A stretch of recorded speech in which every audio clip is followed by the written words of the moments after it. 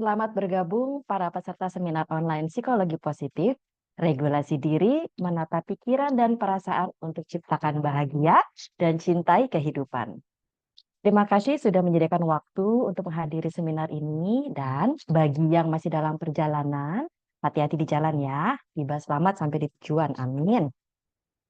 Sebelum kita memulai seminar pada malam hari ini, saya ingin menginformasikan akan ada hadiah undian saldo OVO untuk 2 orang penanya dan juga untuk 2 orang yang mengisi link evaluasi. Nah, ini saya izin kirim link evaluasinya dulu, tapi nanti link evaluasinya diisi menjelang akhir acara ya. Nanti akan saya ingatkan kembali. Baik, untuk teknik mesin nggak apa-apa join, nggak apa-apa. Silakan, ini terbuka untuk semuanya. Baik, untuk efisiensi waktu, maka pemenang akan diundi dan ditentukan oleh penyelenggara acara dan diumumkan di akhir acara. Nanti setelah sesi materi atau narasumber akan ada kuis juga ya. Jadi standby, perhatikan apa yang disampaikan karena nanti akan ada kuis. Oke, nah apabila ada pertanyaan saat pemaparan materi, silakan disampaikan di kolom chat dan akan ditanggapi saat sesi tanya jawab. Baik, kita akan mulai seminar pada malam hari ini dengan narasumber kami yang pertama, yaitu Ibu Joan Victory. Apabila ada yang memberikan reaksi, boleh silahkan. Ya, selamat malam. Terima kasih, Mbak Sarah. Oke, sekarang udah mencapai 200 partisipan ya. Semoga malam ini kita bisa sama-sama belajar. Karena ini sharing tentang kehidupan gitu ya. Ini juga di chat tadi ada yang nanya kalau teknik mesin nggak apa-apa join, nggak apa-apa. Ibu, Bapak, Mas, Mbak ya. Siapa tahu ini bisa menambah informasi untuk hidup menjadi lebih baik gitu ya. Boleh di next slide? Ya. Oke. Teman-teman kita mulai aja. Perkenalkan nama saya Joan. Tadi udah disebutin, boleh dipanggil Joan ya. Enaknya aja apa? Kalau misalnya ada pertanyaan silahkan boleh di chat di kolom komentar. Saya harap dari seminar online kali ini kita bisa sama-sama berbagi atau sharing. Jadi kita sama-sama belajar gitu ya. Untuk yang pertama nih saya mau bertanya nih. Nah, pada teman-teman ini kan judulnya tuh udah jelas ya, ada psikologi positif. Ada nggak sih yang pernah dengar tentang psikologi positif? Silahkan boleh di chat atau raise hand, karena memang ini mungkin kalau dari teman-teman ada yang dari jurusan psikologi mungkin sudah memahami, tapi bagi masyarakat luas mungkin belum pernah nih kata Kak Kumar, makasih ya. Oh, makasih ya Mbak Mas. Oh, wah banyak banget nih reaksinya. Iya, psikologi positif itu apa?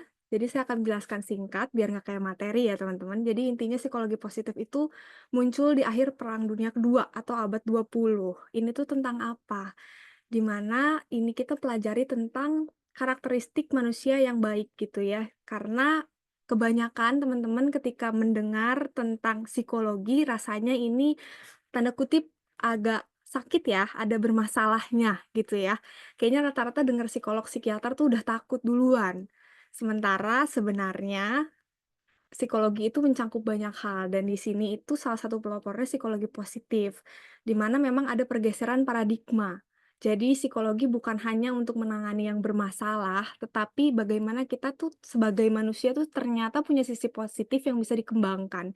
Kita punya kekuatan gitu ya, di mana salah satunya yang akan kita pelajari dalam seminar hari ini, yaitu tentang regulasi diri. Ini tuh apa? Jelas scientific study, ini ada di slide di mana bisa mencapai kesejahteraan diri yang lebih baik, tuh. Next. Fokusnya itu apa? Nah, fokusnya dalam psikologi positif itu tentang kekuatan atau potensi dalam diri sehingga individu itu bisa mencapai kesejahteraan yang lebih baik. Bukankah sebagai manusia kayaknya yang kita cari kebahagiaan ya? Pasti yang tujuannya nih teman-teman juga sudah join pasti tertarik dengan judul. Di mana pasti kita ingin mencintai kehidupan ini dan ingin menciptakan rasa bahagia dalam kehidupan kita. Sehingga diharapkan kita semua juga bisa mencapai kesejahteraan itu dengan lebih baik lagi. Atau nih bisa juga dijelaskan dengan flourishing. Flourishing itu tandanya kita menuju menjadi pribadi yang lebih baik atau berkembang setiap harinya. Karena ini psikologi positif tuh bukan tentang serta-merta hidup tidak ada masalah, mulus-mulus aja. Itu bukan tentang begitu, tapi bagaimana kita sebagai individu melalui semua fase dalam kehidupan itu menjadikan diri kita lebih baik dan menikmati setiap perjalanannya. Boleh di next? Ya, makasih ya Mbak Indah. Ini udah di cabang psikologi. Nah, itu bagus banget nih sharingnya. Barangkali Mbak Indah juga seneng ya sama self regulation atau ilmu-ilmu dan buku-buku tentang self improvement. Biasanya udah banyak nih buku-buku tentang self improvement di psikologi ya, bukan hanya tentang psikologi tuh sekarang menyeramkan karena saya tuh cukup bersyukur kita di zaman sekarang ternyata ada pergeseran paradigma, udah mulai orang-orang aware tentang psikologi positif, psikologi awareness, subjective well-being atau kebahagiaan yang teman-teman mungkin pernah dengar. Nah, di sini ini tuh psikologi positif salah satu kategori kajiannya ada karakter strength. Karakter strength itu apa? Karakter strength adalah kekuatan yang dimiliki setiap dari kita dan ini tuh sebenarnya ada total 24 di mana setiap dari manusia itu sebenarnya kita sama-sama mempunyai 24 ini. Hanya saja biasanya ada salah satu atau beberapa, 3 atau 4 yang lebih dominan. Dan ini itu untuk apa? Untuk menjadikan kita lebih baik ketika kita mengalami masalah. Jadi ada bounce back-nya ya teman-teman, gitu. Boleh di next? Ya, ini ada total karakter strength-nya. Mungkin teman-teman yang tertarik atau mau ingin mencari tahu buku tentang karakter strength ini bisa dicari ya. Udah banyak nih toko oranye, toko hijau gitu ya. Ini total 24 karakter strength dalam diri manusia. Hari ini kita akan fokus ke yang namanya temperance dan itu lebih spesifik lagi kita bahas self regulation karena ini mungkin yang sangat cukup penting bagi diri kita ya. Karena sebagai individu dalam kehidupan tuh ternyata terlepas dari usia berapapun gitu, kayaknya self regulation ini hal yang perlu kita, kembangkan gitu. Ternyata sampai tua pun bisa jadi kayaknya pengendalian diri kita tuh kurang gitu, teman-teman. Boleh di next? Ya, strength ini tuh apa? Ini tuh kembali lagi ya, sifat-sifat kepribadian positif yang kita semua pasti miliki, yang berkontribusi pada kehidupan yang bermakna dan memuaskan. Iya bener ya Ibu Fani, terima kasih ya sudah menambahkan, karena pasti punya nih dari kita semua. Boleh di next? Nah, benefitnya apa dengan karakter strength ini? Jelas ya, kita ingin mencapai kebahagiaan, adanya kepuasan dalam hidup, dan kita juga punya meaning atau arti dalam kehidupan kita, dan juga kita berinteraksi dengan orang lain juga lebih positif dan lebih dijelaskan nanti berikutnya oleh rekan-rekan saya ya. Jadi adanya perkembangan diri yang lebih baik. Jadi diri kita berkembang semakin lebih baik dari hari ke hari. Boleh di next? Nah, ketika kita bicara sebagai manusia, apa sih yang kita tuju, teman-teman? Kayak mungkin kita ada tujuan goal spesifik kerjaan, karir, atau keuangan ya. Tapi in the end ketika mungkin suatu hari ada rezekinya kita mencapai tujuan itu, ada beberapa orang di dunia ini yang telah mencapai titik-titik tertingginya mungkin masih mempertanyakan, hidup ini untuk apa? Apa yang ingin saya capai? Jadi ternyata hidup kita ini adalah journey. Perjalanan mencari apa? Mencari happiness sebenarnya. Walaupun benar ya, kita masih ada pencapaian ambisi pribadi yang ingin kita capai, tapi in the end tetap kita akan mencari, hidup kita ini maknanya apa. Boleh di next? Nah, mengenai tadi apa pencapaian yang ingin manusia ingin capai, itu ada hubungan dengan perma. Dalam psikologi ini dipanggil perma. Ini akan saya jelaskan singkat supaya teman-teman nangkep. Perma ini itu adalah singkatan. P-nya itu positive emotion, di mana kita sebagai manusia merasakan emosi positif. Sukacita, kebahagiaan, dan rasa syukur atas hidup. Terus E-nya ada engagement, di mana kita tuh memiliki makna dan tujuan. Meskipun itu mungkin goalnya goal seminggu ke depan, atau goalnya goal hari ini, mau ngapain, sebulan ke depan, berapa bulan kemudian, atau setahun ke depan kita punya goal. Nah ini semua itu termasuk di engagement. Kemudian yang ketiga ada relationship, di mana kita juga bisa membangun dan memelihara hubungan positif yang lebih dalam dengan orang lain. Kemudian ada meaning, di mana tadi ya mencari makna hidup, yang mungkin saya harap melalui seminar online ini teman-teman mungkin bisa lebih mengenali dirinya ya, apa yang ingin dicapai, dan ada sharing dari teman-teman yang bisa membantu meningkatkan kesejahteraan, mungkin bisa dicoba. Kemudian yang terakhir ada accomplishment atau gimana cara menggapai tujuan itu, bahwa ketika kita mencapai itu ada kepuasan atas prestasi yang kita harapkan itu. Karena ada beberapa orang yang berambisi cukup kuat, dan ambisi itu sebenarnya menguntungkan ya.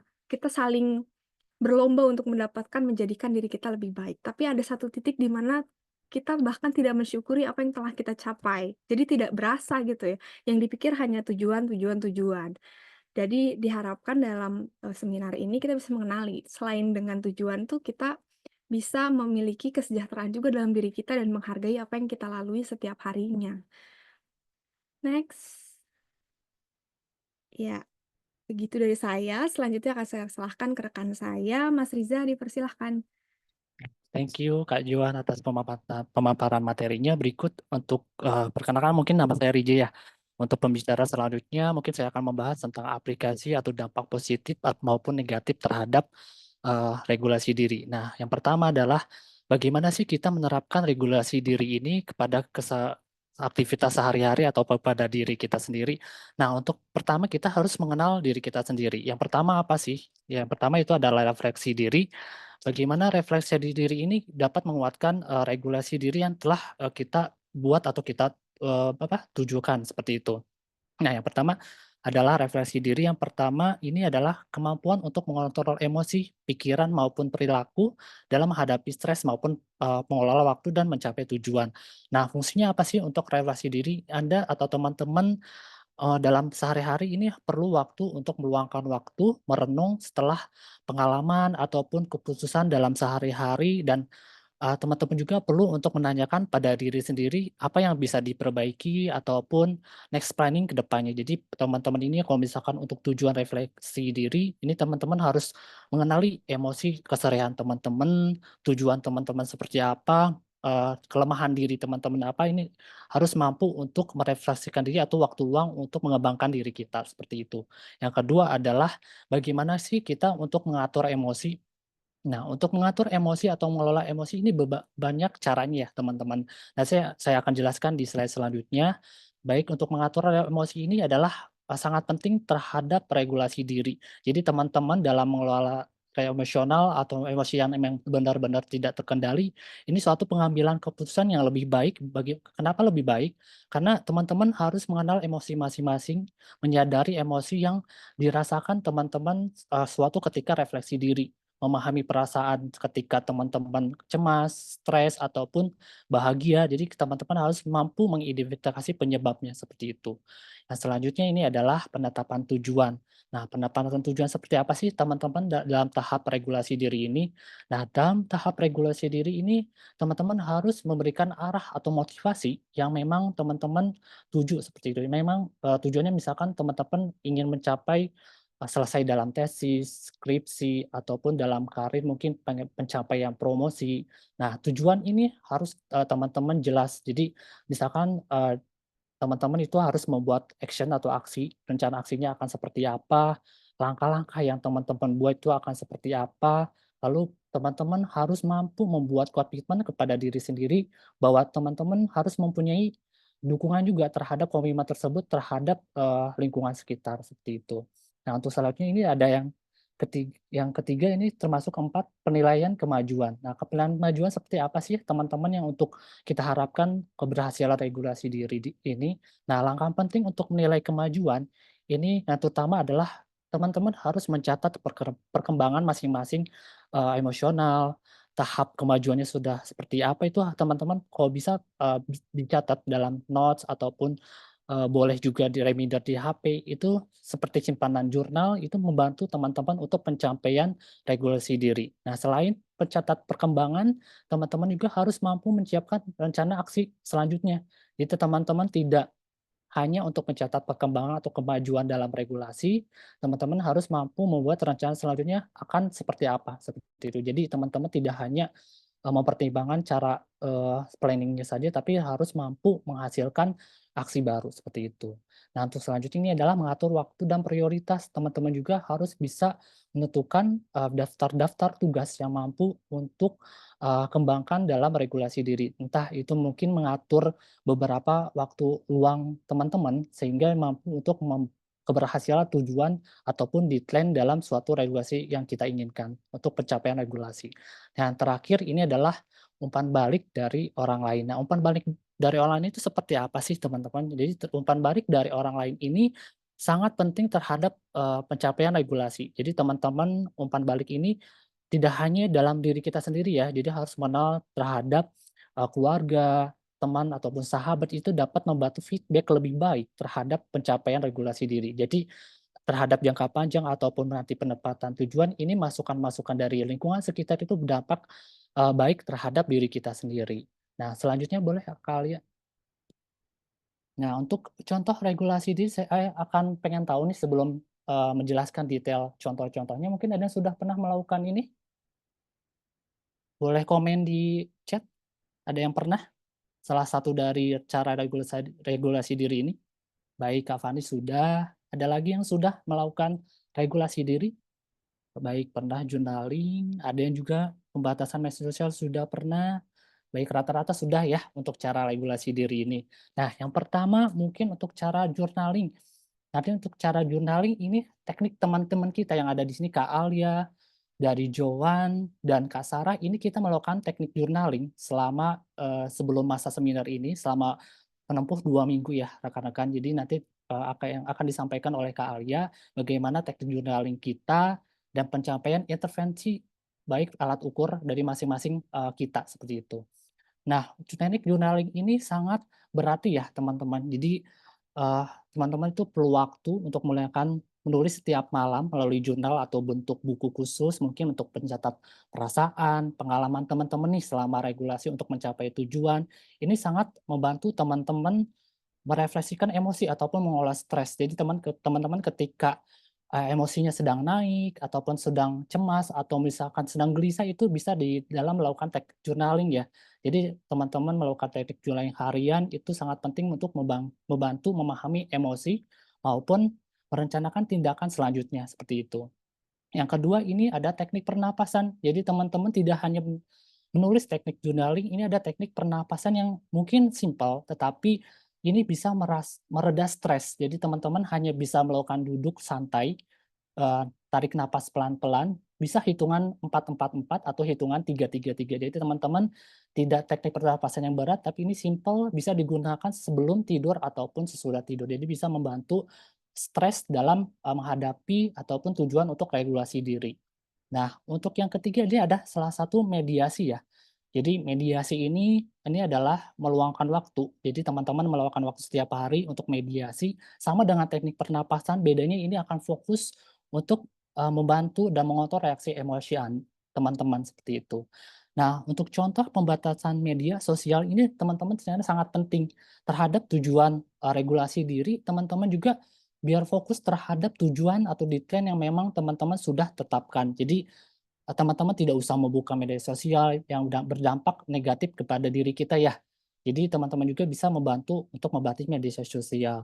Nah, untuk daftar prioritas ini teman-teman wajib melakukan. Jadi teman-teman ketika ada tujuan untuk menetapkan regulasi diri, teman-teman harus menentukan prioritas mana yang lebih terlebih dahulu ataupun yang mungkin dikerjakan lebih nanti lagi seperti itu. Jadi membuat daftar-daftar yang memang teman-teman prioritaskan terlebih dahulu. Nah, ini ada yang keenam adalah olahraga secara teratur. Ini dapat membantu emosional teman-teman ketika menghadapi kesulitan ataupun eee, apa ya namanya, keberatan dalam mencapai tujuan masing-masing rekan-rekan. Nah, ini olahraga ini sangat berarti dalam membantu emosional. Jadi teman-teman mungkin saya saranin bisa 3 kali seminggu ataupun seminggu sekali. Nah, untuk yang selanjutnya ini adalah menghadapi kebiasaan buruk. Nah, kebiasaan buruk ini seperti apa sih? Nah, teman-teman pasti dalam menghadapi atau mencapai tujuan pasti banyak kebiasaan-kebiasaan yang mungkin pernah melakukan, baik itu hal kecil, mungkin malas-malesan, tidur-tiduran ataupun mendengarkan musik mungkin. Jadi lebih memprioritaskan tujuan sendiri dibandingkan tujuan yang mungkin kalian sudah dekat seperti itu. Yang terakhir ini ada mencari dukungan sosial, sama seperti yang tadi saya jelaskan pertama, dukungan sosial atau lingkungan itu sangat penting dalam, tujuan regulasi diri ya. Jadi teman-teman jika merasa tertekan atau memang stres terhadap tujuan atau deadline yang sudah terus-menerus terkejar, itu biasanya feedback dari teman ataupun keluarga atau sahabat itu dapat membantu mengatasi masalah lebih baik, seperti itu. Nah, untuk selanjutnya Kak Alia boleh? Nah, baik, ini ada dampak positif. Jadi dampak positif ini ada berbagai macam ya teman-teman yang kita lakukan untuk regulasi diri. Nah, untuk dampak positifnya apa aja sih? Nah, untuk yang pertama adalah pengelolaan emosi. Nah, emosi ini individu pasti regulasinya dapat lebih efektif ataupun dapat mengurangi kecepatan stres. Jadi teman-teman selain tadi yang sudah lakukan saya jelaskan, teknik-teknik journaling, teknik pernapasan, ataupun teknik-teknik lain itu dapat mengontrol emosi teman-teman dalam, keseharian seperti itu. Jadi saat teman-teman sedang down, stres, ataupun sedang kondisi tidak stabil, itu dapat membantu regulasi ini lebih baik. Nah, untuk selanjutnya adalah peningkatan produktivitas. Jadi teman-teman untuk kemampuan ataupun untuk mengatur waktu seseorang ini menjadi lebih produktif dalam pekerjaan atau kehidupan sehari-hari. Ya, termasuk daftar prioritas prioritas yang tadi teman-teman sudah lakukan ataupun yang sudah pernah kalian kerjakan, itu akan meningkatkan produktivitas dalam menentukan mana jangka panjang dan jangka pendek, seperti itu. Untuk selanjutnya ini ada pengambilan keputusan yang lebih baik. Sebagai regulasi diri ini membantu untuk mempertimbangkan bagaimana teman-teman mengambil keputusan, baik mengurangi risiko atau dampak yang mungkin ke depannya teman-teman tidak mau, berdampak lebih terhadap diri pribadi, seperti itu. Jadi teman-teman dalam dampak positif ini sangat, eee, lebih baik dalam pengambilan keputusan. Nah, selanjutnya selain pengambilan keputusan ada juga pencapaian tujuan. Pencapaian tujuannya seperti apa sih? Nah, pencapaian tujuan ini memungkinkan teman-teman ini menetapkan atau mengejar tujuan jangka panjang. Jadi meningkatkan kemungkinan pencapaian apa sih yang diinginkan, seperti itu. Jadi, teman-teman lebih mudah tercapainya jangka tujuan teman-teman yang ingin dicapai dalam daftar prioritas yang teman-teman sudah buat. Nah, untuk selanjutnya nih ada asas kesehatan yang fisik lebih baik. Jadi teman-teman yang tadi sudah ke mengatur pola pola hidup yang lebih baik, kebiasaan teman-teman yang sudah diatur terhadap regulasi diri ini seperti pola makan, olahraga yang teratur, tujuan teman-teman sudah ditata kelola dengan baik, ini akan membantu kesehatan fisik yang lebih baik, seperti itu. Boleh next-nya Kak Alia? Ya, kalau ini dampak negatif. Jadi dampak negatif ini ternyata banyak juga ya teman-teman dalam, eee, membuat regulasi diri ini. Nah, untuk dampak negatif ini, teman-teman ada, bisa berdampak kalau misalkan regulasi ini tidak berlebihan atau tidak seimbang. Jadi teman-teman, bisa kepada diri kita tuh stres atau kecemasan berlebih, terlalu banyak menekan emosi teman-teman, ini dapat menyebabkan stres atau kecemasan yang memang teman-teman sedang lakukan untuk regulasi diri. Jadi teman-teman ini merasa tertekan dan dapat, selalu mengontrol dirinya terus-menerus. Jadi teman-teman selalu merasa was-was atau khawatir terhadap, tujuan yang akan dicapai, seperti itu. Untuk yang kedua adalah kelelahan mental. Jadi teman-teman mungkin, pada saat tujuan untuk meregulasi diri, ini teman-teman secara mengatur diri secara terus-menerus menyebabkan kelelahan mental. Jadi teman-teman, mmm, dampak atau efeknya terhadap diri kita bisa jadi penurunan motivasi, produktivitas, jadi mulai lelah atau capek seperti itu. Nah, untuk yang selanjutnya adalah teman-teman juga dampak negatif dari regulasi diri ini adalah penurunan kesejahteraan emosional. Jadi penurunan emosional ini teman-teman merasa terasing nih, tidak bahagia, menahan diri dari orang lain, terus murung terhadap tujuan yang ingin dicapai. Yang terakhir ini ada juga hubungan sosial yang terkendala, jadi terlalu fokus terhadap tujuan teman-teman, ini ternyata kurang terbuka sih sama interaksi sosial di lingkungan teman-teman. Jadi terhadap keluarga mengasingkan diri ataupun juga terhadap teman-teman. Jadi terlalu fokus terhadap regulasi teman-teman yang ingin dituju seperti itu. Boleh next selanjutnya Kak Alia? Nah, ini terakhir bagaimana sih pengendalian ini sangat penting terhadap kebahagiaan terhadap regulasi diri. Ini menurut The Rider atau Dennis pada tahun 2024 menyampaikan bahwa individu yang memiliki pengendalian diri ini ternyata lebih cenderung mencapai tujuan teman-teman menghadapi regulasi diri. Jadi menahan dorongan jangka pendek dan menjauhi konflik antara keinginan teman-teman saat ini. Jadi ketika teman-teman saat ini keinginan seperti apa, ini ternyata lebih menentukan tujuan jangka panjang teman-teman. Jadi lebih berkontribusi lebih baik, memiliki tujuan dan mampu teman-teman merasa nyaman terhadap tujuan maupun hidup seperti itu. Untuk selanjutnya intervensi dan alat ukur journaling ini akan dijelaskan oleh Kak Alia. Silakan Kak Alia. Oke, terima kasih waktunya Kak Riza. Selamat malam teman-teman semua. Perkenalkan di sini saya pembicara ketiga. Alia akan menjelaskan mini project yang udah kita lakukan sekitar kurang lebih sebulan yang lalu lah. Nah, di sini kira-kira apa namanya, ada nggak sih kira-kira praktik journaling, pengaruh dari praktik journaling gitu ya terhadap peningkatan dari self regulation kita gitu. Nah, praktik intervention ini itu tuh apa namanya berlandaskan dari perma yang udah dipaparkan dari Joan. Nah, sebelum kita apa namanya jauh gitu ya, mengenal tentang istilah journaling, kira-kira di sini teman-teman ada yang tahu nggak journaling itu apa? Ada nggak? Boleh on mic? Oke, silahkan Vicky.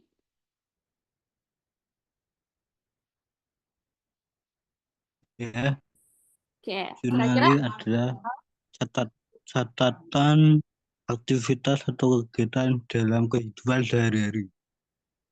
iya. Tuh, Oke, nanti boleh dalam dicatat tolong ya. regulasi diri. Oke, silahkan lanjut. Dalam melakukan regulasi diri. Oke. Oke, mungkin bisa dicatat ya moderator atau panitia. Oke, kira-kira secara definisi operasional tuh journaling tuh apa sih gitu kan? Oke, tadi nggak salah yang dikatakan Mas Fikih tadi. Nah, tapi ini lebih lengkapnya seperti ini teman-teman. Jadi journaling itu adalah sebuah praktik menulis reflektif gitu kan, yang melibatkan pendokumentasian apa sih gitu. Pendokumentasian dari pikiran, perasaan, serta pengalaman keseharian kita. Seperti itu, teman-teman. Nah, journaling ini juga merupakan bentuk ekspresi diri, gitu, yang memungkinkan seseorang itu untuk explore jauh lebih dalam dan lebih aware gitu sama hidup mereka. Seperti itu, teman-teman. Oke. Nah, kemudian project ini itu diikuti oleh saya sendiri, kemudian ada Joan, pembicara pertama tadi, kemudian ada Riza, Mas Riza, pembicara kedua, kemudian ada Mbak Sarah, moderator, dan satu lagi Kak Dani. Seperti itu yang ada di belakang layar. Seperti itu. Nah, pada awalnya anggota kelompok itu melakukan VIA Character Strength Assessment seperti itu. Ini mungkin nanti kalau misalkan teman-teman mau ngukur kira-kira strength-nya dan less strength-nya itu ada di apa sih gitu kan teman-teman. Itu mungkin nanti panitia bisa kasih linknya ya buat teman-teman di sini yang mau tahu gitu kira-kira ini strength-nya nih ada di apa gitu. Kebetulan saya sama Mas Riza waktu itu sama tentang spirituality kayak gitu strength-nya. Kemudian dari kami berlima itu ternyata menemukan kesamaan, yaitu less strength kami itu ada di self regulation, di mana less strength itu berarti kekuatan dalam diri kita yang kurang dikembangkan dan kurang ada lah ibaratnya kayak gitu. Nah itu kemudian kelompok diskusi dan kemudian dipilihlah intervention journaling ini gitu teman-teman. Nah, metode pelaksanaannya itu selama 15 hari, teman-teman, meliputi periode 18 September sampai 2 Oktober 2024. Nah, kemudian sebelum journaling dilakukan, kami itu ngadain pretest dulu nih, buat kira-kira apa namanya, taraf self regulation kita tuh ada di mana sih kayak gitu kan. Nah, terus pretest itu dilakukan dalam jangka waktu 10 sampai 18 September selama kurang lebih semingguan lah 8 hari. Kemudian ada juga post test. Jadi setelah journaling itu kita lakukan post test itu di rentang 2-7 Oktober 2024. Kemudian kami menggunakan alat ukur dari adaptasi PERMA Profiler yang kita modified ke self regulation gitu teman-teman. Kemudian kuesioner ini terdiri dari 23 item. Nah, ini contoh itemnya. Ini kalau ada apa? ACC itu berarti accomplishment, kemudian ENG itu engagement kayak gitu teman-teman. Nah, itu contoh pre dan post testnya itu kita memakai alat ukur seperti ini, ada 23 item. Kemudian kategori skornya itu kita memakai norma di mana rendah itu 0 sampai 77, kemudian sedang itu 78 sampai 153, kemudian tinggi itu di atas 153 seperti itu teman-teman. Jadi nah ini contoh journaling. Ini punyanya saya ya. Nah ini jadi kita waktu itu bikin template seperti ini teman-teman. Jadi journaling day 1 sampai 15 kayak gitu. Nah ini contoh day 1-nya. Ini kami memasukkan apa namanya lambang-lambang yang tadi udah dijelasin sama Joan di awal. Kalau P itu berarti positive emotion, kemudian E engagement kayak gitu kan teman-teman. Nah ini contohnya journaling saya ya waktu itu ya, emosi positif. P itu positive emotion, itu meliputi kayak kebahagiaan, kemudian syukur, kepuasan, terus habis itu yang berbau-bau tentang gimana sih cara kita untuk mengelola diri dengan bantuan emosi positif seperti itu teman-teman. Kemudian contohnya nih, jadi setiap hari waktu itu saya itu afirmasi positif di depan kaca. Kemudian contohnya aku disiplin, aku produktif, aku apa namanya orang yang bisa bertanggung jawab dan lain sebagainya. Pokoknya afirmasi di setiap pagi kayak gitu teman-teman. Dan ternyata ini efektif gitu buat apa ya? Secara tidak sadar aku itu bisa memulai hari dengan lebih ada rasa positif dalam diri kayak gitu teman-teman. Kemudian keterlibatan, kemudian hubungan, aspek makna dan pencapaian kayak gitu. Nah ini di sini kita juga ada notes-nya. Jadi di hari pertama itu saya kasih note bahwa jam tidur masih kurang, namun tetap masih bisa berproduktif kayak gitu. Nah ini biasanya kami tulis tiap hari 1 sampai 15 hari. Kemudian di notes itu biasanya kami tulis di akhir hari kayak gitu, biasanya malam sebelum tidur kayak gitu. Kemudian notes-nya juga masih harus meningkatkan kedisiplinan dan ketepatan waktu kayak gitu teman-teman. Kemudian harus lebih konsisten dalam beribadah kayak gitu. Biasanya di dalam meaning atau makna yang di bagian sini teman-teman itu waktu itu saya kelewatan ibadah subuh kayak gitu karena jam tidurnya kurang. Kemudian saya kelewatan waktu subuh kayak gitu. Udah bangun jam 8 itu kan udah masuk duha kan. Jadi kelewatan. Jadi cuma 4 waktu kayak gitu, teman-teman. Kemudian dari hasil 1 sampai 15 harinya itu kami apa namanya simpulkan dalam satu total journaling yang template-nya itu seperti ini, teman-teman. Jadi di sini juga ada warna dari apa perasaan berdasarkan warna stabilo kayak gitu. Misalkan kalau misalkan yang merah ini berarti harinya yang kurang baik kayak gitu. Kemudian oranye sampai hijau seperti itu. Nah ini rata-rata saya hijau ya teman-teman. Jadi ya kurang lebih nggak pernah ada hari yang sangat buruk gitu menurut saya. Paling ya kalau misalkan flat ya udah yang kuning gitu warnanya gitu. Seperti itu. Nah, kemudian ini teman-teman tadi integrasi PERMA dan journaling. Dari journaling itu seperti tadi udah yang dikatakan Joan bahwa kalau dalam apa namanya positive emotion berarti kita tuh mencatat momen yang bahagia, kemudian refleksi pengalaman positif, kemudian kalau engagement kita melakukan dokumentasi flow state kayak gitu, kemudian analisis keterlibatan aktivitas. Kita tulis semua tuh misalkan saya mengikuti rapat keanggotaan dari pertukaran pelajar kayak gitu kita tulis. Jadi nanti kita bisa di akhir hari di sebelum tidur kita bisa evaluasi diri kita pribadi kayak gitu. Kemudian relation itu apa namanya menyangkut hubungan kita, gimana ya refleksi hubungan kita keseharian ini tadi, apakah apa namanya baik gitu terhadap sesama atau gimana itu kita tuangkan dalam journaling itu. Kemudian meaning, kemudian accomplishment kayak gitu. Seperti itu. Kemudian ini hasil dari pre-postnya teman-teman. Bisa kita lihat di sini dari saya, kemudian Mbak Dani, kemudian Joan, Mas Riza, dan juga Mbak Sarah.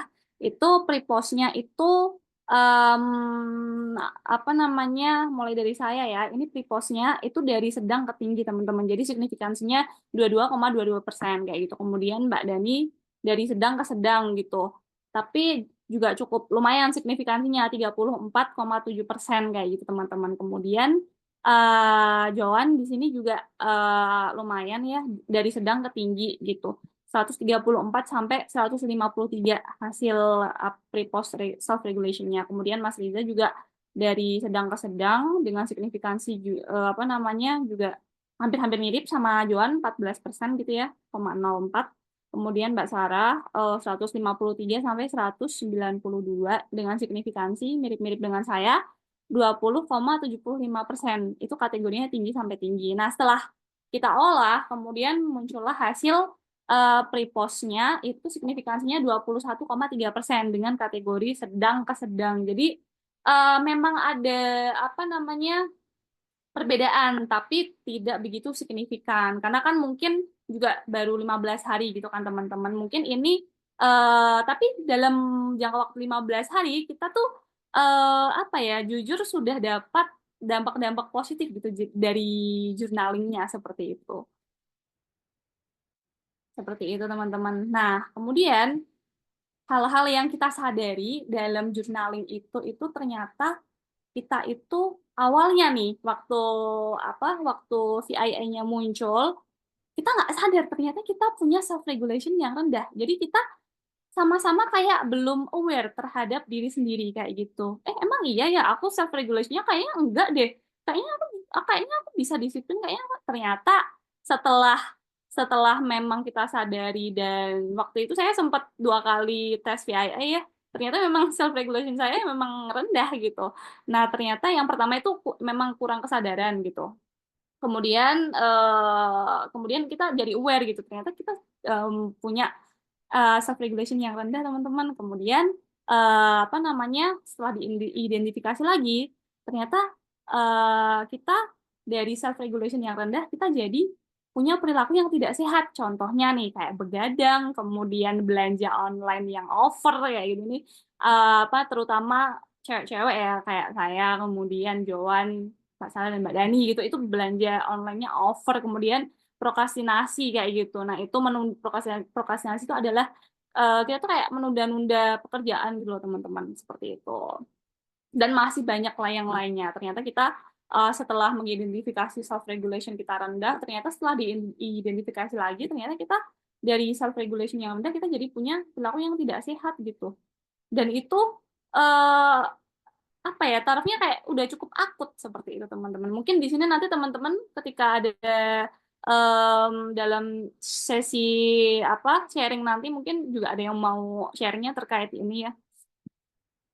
Kemudian hasil pembelajarannya apa sih gitu. Nah, ini ada 8 nih yang kami simpulkan gitu dari journaling intervention kami selama 15 hari itu gitu. Nah, yang pertama kita jadi bisa ningkatin kesadaran diri gitu. Kita jadi bisa lebih aware gitu pribadi kita gitu. Nah, kemudian mengembangkan keterampilan manajemen diri. Kita bisa memanage diri kita dalam hal time, waktu, priority kayak gitu. Kemudian kita jadi nggak prokrastinasi lagi kayak gitu teman-teman. Kita jadi bisa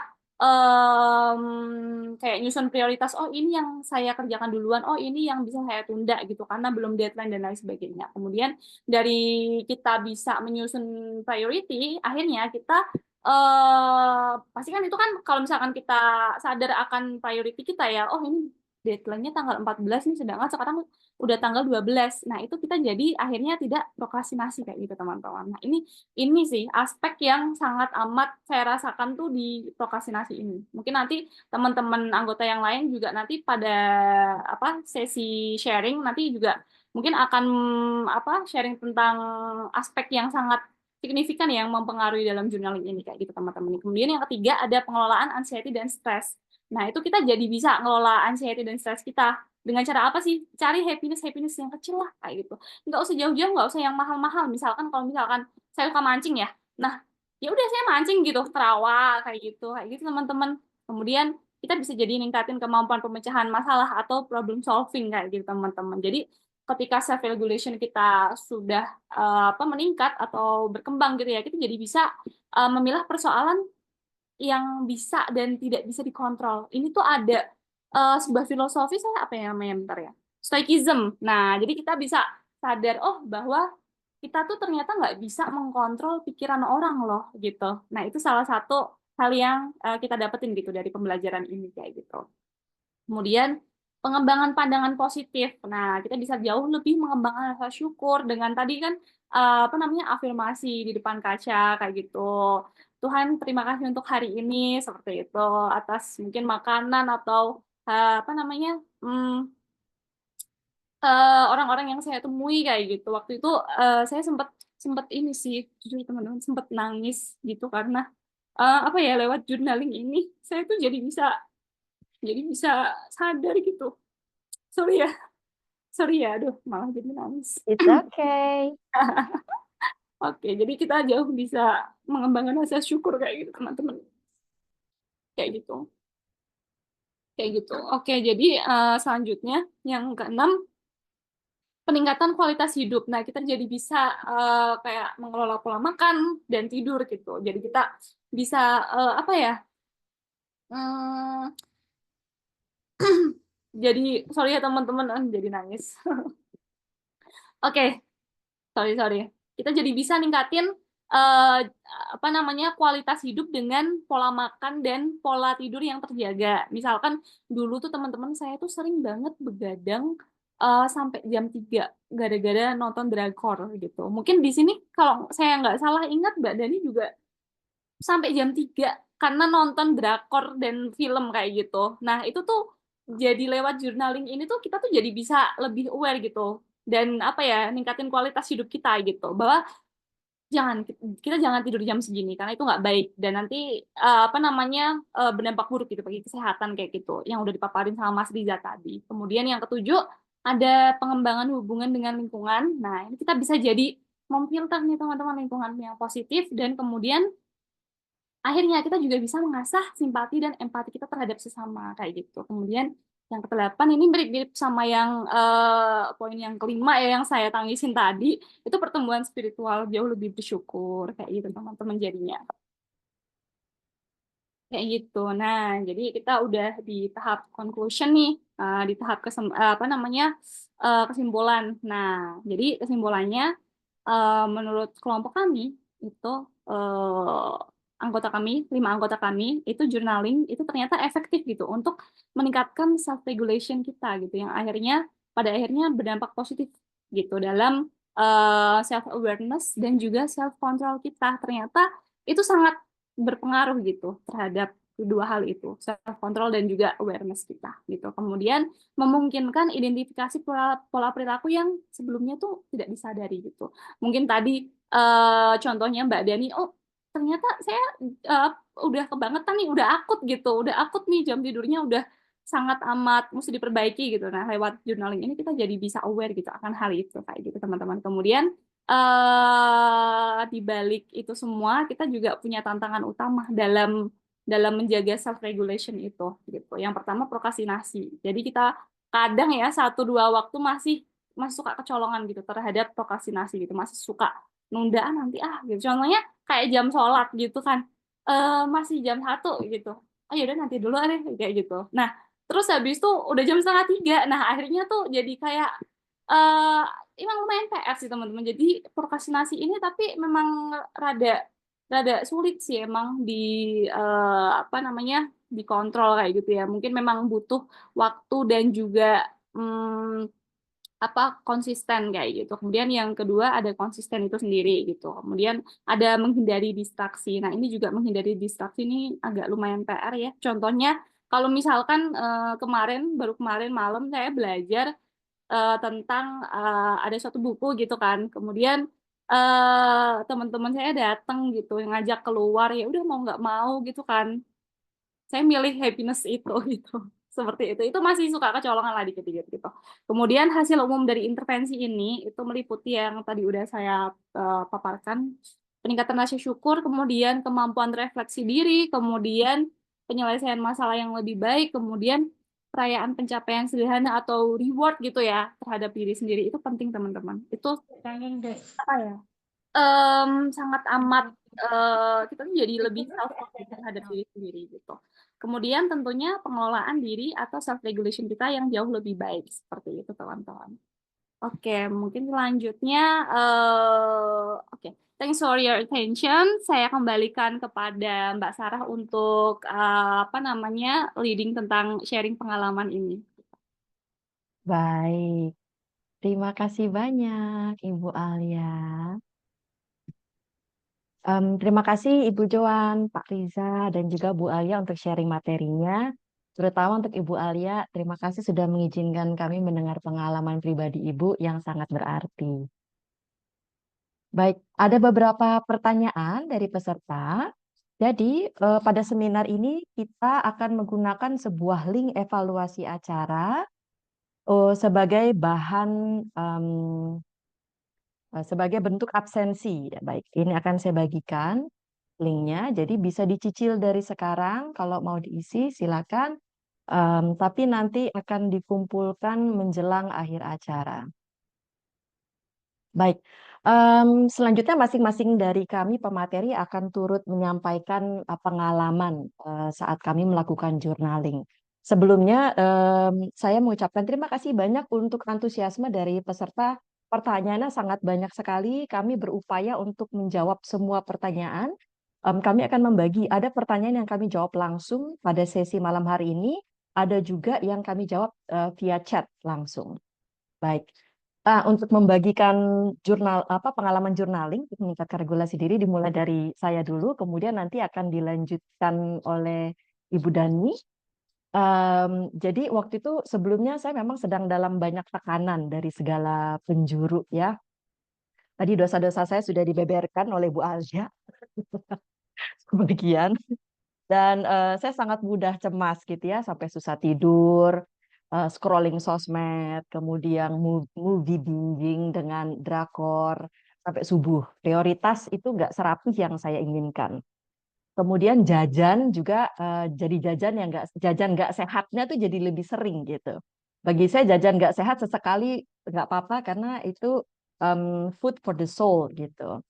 Nah, setelah menjalankan journaling ini untuk melatih regulasi diri, perubahan paling signifikan yang saya rasakan adalah saya jadi ada waktu untuk pause, untuk merenung dan berdiskusi dengan diri saya dan juga orang-orang terdekat. Karena kan kita cenderung terjebak dengan deadline, stres, dan waktu yang terbatas gitu ya. Jadi kita nggak seakan-akan tidak punya waktu. Nah, setelah melakukan journaling itu, terjadilah perubahan pola pandang, kemudian perubahan perilaku, dan seiring waktu saya menemukan kelegaan, gitu ya, ketenangan, kejernihan berpikir, kreativitas meningkat, saya juga lebih sering bahagia. Bahagia itu ternyata sederhana, nggak perlu muluk-muluk, dan lebih mudah untuk mengucap syukur. Karena banyaknya perenungan dan komunikasi dengan diri saya sendiri dan orang-orang terdekat saya, maka saya lebih aware dengan diri saya. Ternyata saya menemukan hal-hal baru yang saya baru ketahui tentang diri saya. Dan saya lebih aware sama lingkungan saya, dan saya mampu melihat dan menghargai hal sederhana ini yang tadi juga dirasakan oleh Ibu Alia mengenai small wins. We do need small wins, dan kemenangan-kemenangan kecil dan sederhana itu bisa kita dapatkan tiap hari selama kita memiliki kesadaran awareness mengenai siapa kita, di mana kita, dan bagaimana lingkungan kita. Dulunya saya nggak mampu mengidentifikasi hal-hal sederhana, tapi sekarang saya bisa lebih mudah untuk mengucap syukur. Oke, jangan terlalu panjang dari saya. Selanjutnya, apakah boleh turut berbagi, Mbak Dani? Terima kasih Mbak Sarah atas Iya. kesempatan. Saya coba sharing tentang pengalaman saya pribadi ketika journaling bersama teman-teman saya. sama seperti Mbak Sarah dan teman-teman yang lain, yang pertama kali saya lakukan itu saya memperhatikan dulu pola perilaku sehari-hari dan grand issue apa sih yang terjadi dalam diri saya. Tadi sudah disampaikan juga oleh Mbak Alia kalau saya ini banyak tidur malam. Ternyata akar permasalahannya itu saya terlalu banyak bermain sosial media. Yang pada akhirnya saya putuskan untuk menguninstall sosial media saya eh, selama proses journaling. Dan ajaibnya ternyata proses regulasi diri saya untuk mengkontrol diri saya terkait dengan penggunaan sosial media berdampak dengan kehidupan saya yang lain. Saya jauh bisa banyak berkomunikasi dengan keluarga, dengan orang-orang sekitar saya, dengan lingkungan kerja saya. Dan sampai hari ini, karena proses journaling kemarin itu, eh, saya tidak lagi terlalu in touch dengan sosial media dan jauh lebih banyak bisa berkomunikasi dengan keluarga. Seperti itu. Mungkin teman-teman saya yang lain bisa share terkait dengan pengalamannya. Terima kasih Mbak Dani. Oke, Sama-sama. selanjutnya kita dengarkan sharingnya dari Mas Riza. Oke, thank you Kak Sarah. Iya, Oke, untuk saya sendiri mungkin pada tahap journaling bagi saya mungkin agak sedikit berat ya. Jadi teman-teman ketika saya journaling itu saya menerapkan untuk tujuan mana sih mengikuti daftar prioritas yang mungkin saya akan prioritaskan. Tapi mungkin sedikit berat ya, terutama terhadap deadline yang ketat, tugas-tugas yang mungkin terus mengejar dari demi ke hari dan emang emosional mungkin agak stres, cemas ataupun ada rasa takut terhadap diri sendiri juga. Jadi mungkin pada tahap ini mungkin saya agak sedikit emosional tertekan ya jadi terhadap deadline yang sudah terus mengejar baik dalam apa namanya daftar-daftar yang sudah saya sediakan maupun daftar tujuan yang mungkin untuk rencana action selanjutnya itu mungkin saya agak berat di situ. Tapi ketika pekerjaan ataupun tugas yang sudah diselesaikan satu sama lain itu mungkin agak lebih ringan dan mungkin untuk meredakan emosi ataupun pikiran maupun stres itu biasanya saya lakukan untuk melakukan seperti istirahat sejenak ataupun main games ataupun mendengarkan lagu itu mungkin tips dari saya hal-hal kecil tapi bermakna kepada diri sendiri seperti itu sih. Mungkin seperti itu Kak Sarah. siap. Terima kasih banyak Mas Riza. Kita jadi ada perspektif dari laki-laki juga nih ya, karena kebanyakan narsum dan tim kita perempuan. Oke, last but not least, Ibu Joan, Mbak Joan boleh turut berpartisipasi sharing pengalamannya. Sebelumnya terima kasih banyak Mbak Joan sudah nyicil jawabin pertanyaan satu-satu. Iya, karena banyak ya, semoga terjawab dan membantu ya, bukan rebutan OVO ya, semoga untuk hidup lebih baik gitu ya teman-teman. Jadi saya cicil jawabannya. Terima kasih Mbak Sarah. Kalau dari saya, dari journaling ini mungkin berbeda poinnya dengan teman-teman. Kebetulan saya mendapati kalau selama ini ternyata saya terlalu menjalani kehidupan sebagai angin lalu. Jadi tidak berasa hari ini mengerjakan apa hari ini yang saya rasakan tuh sebatas ya udah lewat-lewat aja gitu. Melalui journaling saya lebih merasa oh, here and now. Apa yang hari ini saya kerjakan, apa yang hari ini saya rasakan, oh ternyata seperti ini loh dinamikanya. Kemarin seperti ini, hari ini yang saya kerjakan.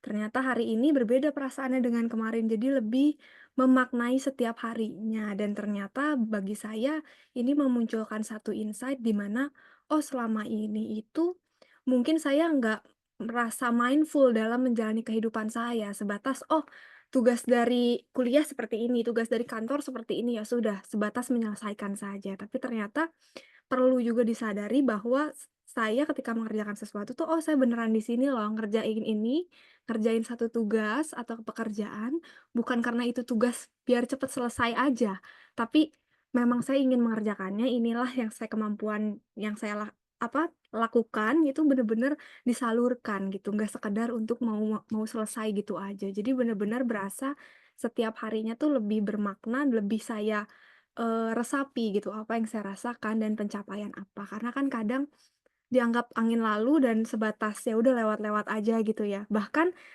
tahun ini sepertinya tidak berasa ya teman-teman, kayaknya udah mau akhir tahun, tiba-tiba baru bangun kok udah mau 2025 gitu. Nah, dengan journaling ini saya merasa oh lebih memaknai tiap harinya, lebih berasa ya apa yang saya kerjakan, progres apa saya bulan ini, tahun ini. Seperti itu Mbak Sarah. Terima kasih. Saya kembalikan. Baik, terima kasih banyak Mbak Joan em, untuk sharingnya. Baik, sekali lagi terima kasih untuk para narasumber untuk pemaparan materi dan juga sharing pengalaman dari journaling untuk meningkatkan regulasi diri. Baik, sebuah ingat dulu untuk kita semua nih sebelum kita lanjut ke tanya jawab yang ini hot banget. Oke, saya Nah, boleh jadi bertanya. baik, mohon tunggu sebentar, Bapak. Pengumuman pemenang untuk undian Q&A serta pengisian link eval itu akan diumumkan di akhir acara. Baik, kalau begitu, untuk pertanyaan pertama, saya sudah Kak Sarah, mencatat. boleh Ya, di-close dulu Bertanya. PPT-nya? oke, PPT sudah. Baik, Saya boleh bertanya. baik. Ya, ditunggu sebentar ya Pak. Waktu dan tempat akan kita berikan. Pertanyaan pertama itu, sebentar, ini dari Pak Fikih. Kebetulan nih Pak Fikih, baik. Pak Fikih banyak memberikan pertanyaan, tapi karena keterbatasan waktu Pak dan banyak yang bertanya, mohon disimpulkan menjadi satu buah pertanyaan Pak. Silakan.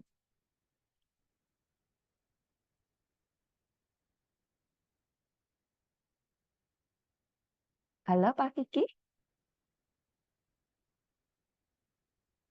Halo Pak Fikih.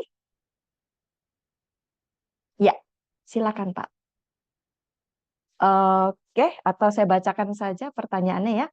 Baik, pertanyaan dari Pak Vicky dari Yogyakarta. Bagaimana cara mencapai tujuan hidup agar dapat terwujud?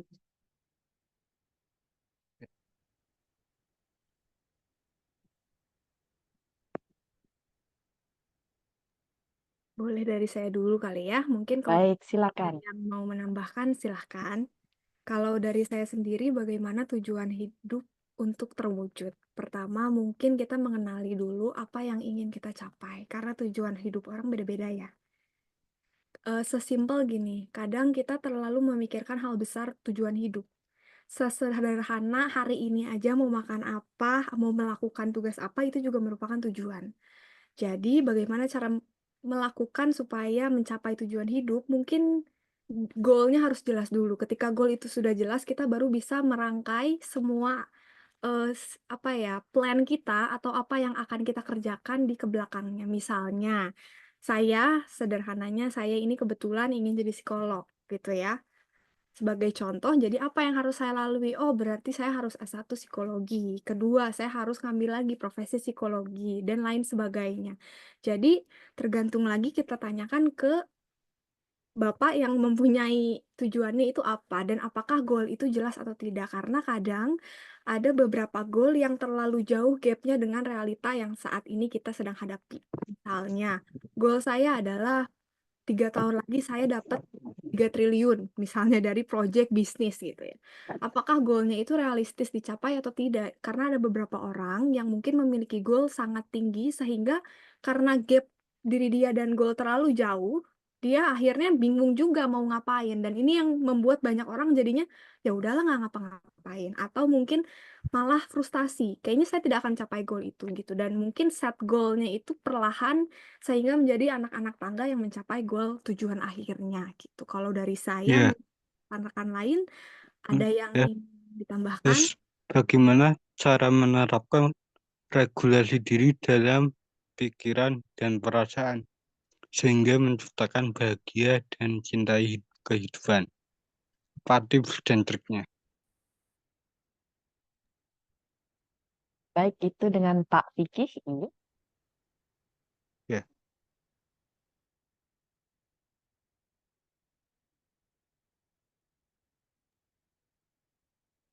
itu Jadi, bertanya. baik Pak Fikih. bagaimana Ya, tips dan trik untuk em, mengaplikasikan regulasi diri dalam kehidupan ya, sehari-hari, begitu ya Pak ya? ya, Baik, terima kasih Pak Vicky. ya. Thank you.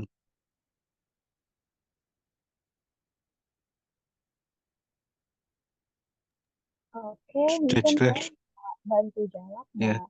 Baik, silakan. silakan. Bagaimana sih caranya menerapkan regulasi diri dalam kehidupan sehari-hari ya, Mas Vicky ya, Mbak, Bapak Vicky, mohon maaf. Yang pertama ya tadi sudah disampaikan juga oleh Joan, tentukan dulu goalnya, identifikasi dulu kira-kira kita di mana sih permasalahannya dan isu terbesar apa yang ada dalam diri kita. Selanjutnya kita memulai dengan menciptakan eh, apa namanya kebiasaan-kebiasaan baru untuk meregulasi diri kita. Seperti misalnya menetapkan boundaries atau batasan. Jika kita butuh dukungan eksternal, kita mencari siapa yang kira-kira cocok eh, untuk em, butuh kebutuhan terpenuhinya kebutuhan dukungan eksternal kita. Seperti itu. Mungkin bisa ditambahkan dengan teman-teman yang lain.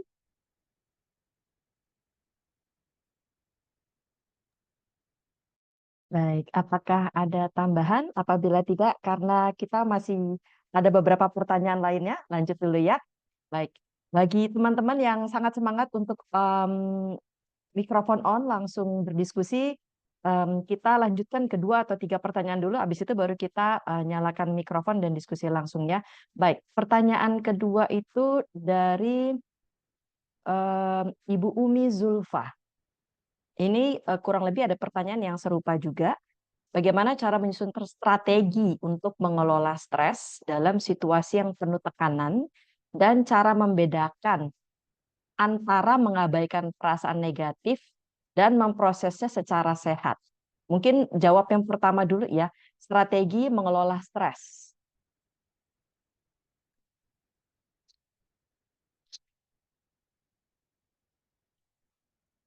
Baik, para teman-teman narasumber, Boleh mungkin Kak Sarah. silakan Mas Riza.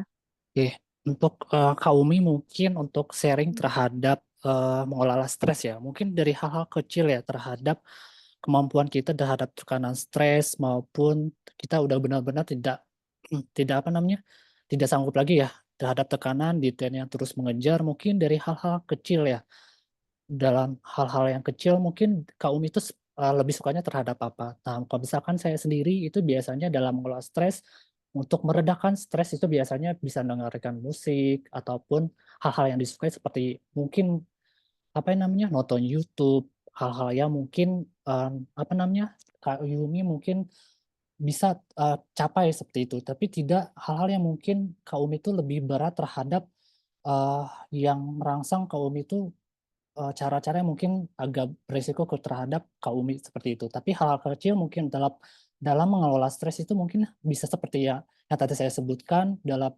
mendengarkan musik, terus mulai dari nonton YouTube juga bisa relaksasi pernapasan, itu bisa membantu Kak Umi dalam mengolah stres. Jadi ketika Kak Umi stresnya tinggi atau tekanannya tinggi, itu bisa istirahat sejenak terlebih dahulu, tetapi Kak Umi bisa membantu pengelolaan emosi itu dengan olahraga ataupun dengan teknik pernapasan ketika mau tidur ataupun ketika kalau lagi stres itu dapat mengelola tubuh ketika tekanan stres kita tinggi seperti itu. Untuk yang kedua mungkin pertanyaan Kak Sarah ada Ya, yang tadi. pertanyaan yang keduanya adalah em, gimana sih kita membedakan antara mengabaikan perasaan negatif atau memprosesnya secara sehat? Jadi, apakah perasaan negatif itu kita abaikan gitu ya, atau kita proses nih? Menurut saya sih penting ya terhadap emosi negatif. Tapi emosi negatif itu tidak terus-menerus kita pikirkan seperti itu, kalau menurut saya ya. Jadi teman-teman yang kita harus lakukan adalah tujuan kita seperti apa, terus action kita atau aksi-aksi kita, rencana kita itu akan seperti apa. Nah, tentu emosi yang kita kenali atau emosi negatif yang kita kenali misalkan emosi negatif kita mungkin cenderung lebih cemas atau ketakutan. Tapi kita lawan nih dengan tujuan kita ataupun dengan emosi positif yang mungkin kita sedang kerjakan, baik itu dalam menulis journaling ataupun ketika kita ingin relaksasi pernapasan, itu kita bisa bantu dalam tahap itu seperti itu. Tapi emosi negatif itu bisa kita kenalin terhadap hal-hal apa saja yang perlu kita tutup seperti itu. Jadi tidak hanya singkirkan, tetapi kita harus bisa kenali emosi negatif maupun positif. Mungkin seperti itu ya, Kak Sarah. Baik, terima kasih Mas Riza. Saya izin menambahkan untuk Pak Umi mengelola stres. Jadi saya punya psoriasis. Psoriasis itu adalah kelainan autoimun yang dipicu oleh stres. Jadi stres itu udah bestinya saya gitu ya. Stres itu tidak bisa dihindari dan tidak perlu dihindari. Stres itu bisa bersifat positif selama kita bisa mengelolanya. Gimana kita cara mengelolanya? Perlu kita ketahui antara pikiran dan tubuh kita itu saling menyatu. Jadi kalau kita mau menenangkan tubuh kita bisa atau menenangkan pikiran kita bisa dengan menggunakan sesederhana breathing exercise atau bernafas. Kalau yang biasa saya lakukan itu 4 hitungan masuk dari hidung, jadi 1, 2, 3, 4. Habis itu keluarkan pelan-pelan dari hidung juga 4 hitungan. Ini sederhana, bisa dilakukan di mana saja. Otomatis begitu kita pernafasannya lebih lambat, otomatis kita punya dalam tubuh juga heart rate dan lain sebagainya akan lebih lambat. Kalau lebih lambat maka kita lebih tenang. Saat kita lebih tenang maka kita punya rasional kognitif itu bisa lebih aktif. Setelah rasional kognitifnya aktif, maka kita nggak akan overthinking. Kadang yang bermasalah itu bukan stresnya tapi overthinkingnya gitu. Kalau menurut saya kadang pemikiran udah liar, udah kayak ini sutradara ya, menulis skenario banyak banget udah kesana kemari gitu skenarionya. Padahal sebenarnya situasi yang kita hadapi di depan muka kita ini tidak seserem atau tidak sekompleks yang kita pikirkan. Dan aku setuju banget dengan yang Mas Riza sampaikan mengenai mood kita meningkatkan mood positifnya kita. Karena kalau kita mau melawan sesuatu kita harus kuat dulu. Jadi kalau moodnya kita aja udah rendah, maka kita akan susah untuk membangkitkan semangat kita. Jadi nggak apa-apa, lakukan apa yang kamu senangi selama itu tidak membahayakan dirimu dan orang lain ya. Kemudian bisa mencoba breathing exercise itu, bikin diri kamu happy dulu, baru nanti kognitifnya bisa jalan. Kalau pengalamannya saya begitu rasional dan emosi itu tidak bisa dua-dua engine-nya jalan. Kalau rasionalnya lagi jalan, emosi biasanya lebih tidak. Tapi kalau emosinya lagi naik, kita pasti jadi rasionalnya menurun. Kemampuan berpikir logisnya jadi menurun. Gitu. Jadi dan kalau untuk emosi negatif, saya lebih suka untuk memprosesnya. Bagaimana cara saya memproses? Saya biasanya antara dua. Antara saya memproses sendiri, karena ada hal-hal yang bagi saya itu adalah hal-hal internal yang saya harus proses sendiri. Jadi saya berdiskusi dengan diri saya sendiri. Kadang saya bikin list antara pro sama con. Kemudian, tetapi ada juga perasaan-perasaan yang menyeramkan bagi saya sehingga pada saat mengulik lapisan demi lapisan itu saya nggak sanggup sendiri. Sebaiknya saya ditemani orang yang saya percayai dan mengenal saya. Jadi seakan-akan kalau saya lagi lari ke hutan, saya tuh menggunakan teman-teman atau orang-orang kesayangan saya sebagai GPS untuk saya balik lagi ke rumah. Itu yang biasanya saya lakukan. Semoga aplikatif dan cukup menjawab untuk Mbak Umi. Izinkan saya menyampaikan satu buah pertanyaan lagi, baru itu kita ke Pak Rio ya. Pak Rio tadi dari Pontianak. Sama-sama Ibu Umi. Baik, satu pertanyaan yang menurut saya menarik dan bisa menjadi take home message buat kita semua dari Kak Fani. Kak Fani menyampaikan, journaling itu susah gampang, Kak. Kalau aku soalnya kadang males, minta tipsnya dong. Nah, ini sepakat. Aku waktu itu juga mengalami ini waktu awal-awal ya. Setelah denial bahwa emangnya aku nggak ini, emang regulasi diri aku rendah ya. Setelah cukup dalam penyangkalan, kemudian harus belajar untuk journaling karena nggak terbiasa. Nah, jadi oke. Dari para narasumber boleh diberikan tipsnya gimana nih supaya bisa journaling? Mungkin saya bisa bantu Kak Sarah. Silakan. Jujur di hari ini sharing pengalaman yang 1 sampai 15 hari kemarin ya, Kak Fani. Jadi jujur di 1 sampai 2 hari itu saya kebingungan nih. Apakah saya harus kemana-mana membawa catatan kayak gitu? Itu kan kayak cukup sulit ya kayak gitu. Dan jujur saya juga orangnya nggak begitu konsisten gitu untuk mengerjakan hal yang baru kayak gitu kan. Nah, waktu itu saya menemukan cara gampang yaitu pakai HP. Karena kemana-mana kita bawa pakai HP gitu. Jadi misalkan ada kayak tadi apa namanya afirmasi positif di depan kaca, ya udah saya tulis gitu. Aku udah afirmasi positif.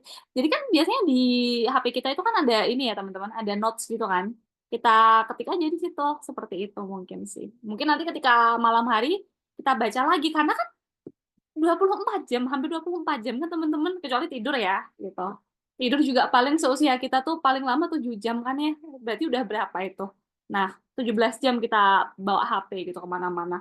Wah, nggak usah apa ya, pakai notes atau gimana lah. Kadang kita ke kamar mandi aja juga pakai HP kan gitu kan. Jadi kita bisa sambil baca tuh kadang tuh kayak gitu, rebahan gitu. Aku tadi udah ngapain ya hari ini kayak gitu. Kemudian di akhir hari, di malam hari sebelum tidur, kita baca lagi gitu. Oh, tadi aku udah ini nih apa namanya udah mengaplikasikan apa namanya afirmasi positif, kemudian apa gitu. Untuk nanti di hari berikutnya harapannya lebih baik gitu journalingnya. Seperti itu. Semoga menjawab Kak Fani. Thank you Kak Sarah. Baik, terima kasih. Dan ini bisa pakai cheat sheet-nya kita juga ya tentang perma. Jadi kita tiap hari merenungi dan menulis emosi positif kita apa, bagaimana keterlibatan kita, bagaimana kualitas hubungan kita hari ini, dan bagaimana kita memaknai hari ini, apa-apa yang kita lakukan atau apa yang orang lain lakukan ke kita, dan juga prestasi apa yang kita berikan pada hari ini. Karena beberapa teman juga waktu aku sharing mengenai regulasi diri ini, mereka kesulitannya. Aku tuh udah mau jurnal, aku udah siap mau ngetik atau mau nulis gitu ya. Tapi begitu harus menulis, mengungkapkan, kesulitan untuk menulis apa gitu, atau harus menceritakan apa, mulai dari mana gitu, mulai dari gitu atau gimana. Nah itu aku biasanya menyampaikan kalau memang nyaman untuk kamu boleh menggunakan 5 bagian tadi dari perma untuk menjadi panduan. Nah, dengan adanya panduan maka kita jadi lebih enak ada arahan. Semoga membantu Mbak Fani.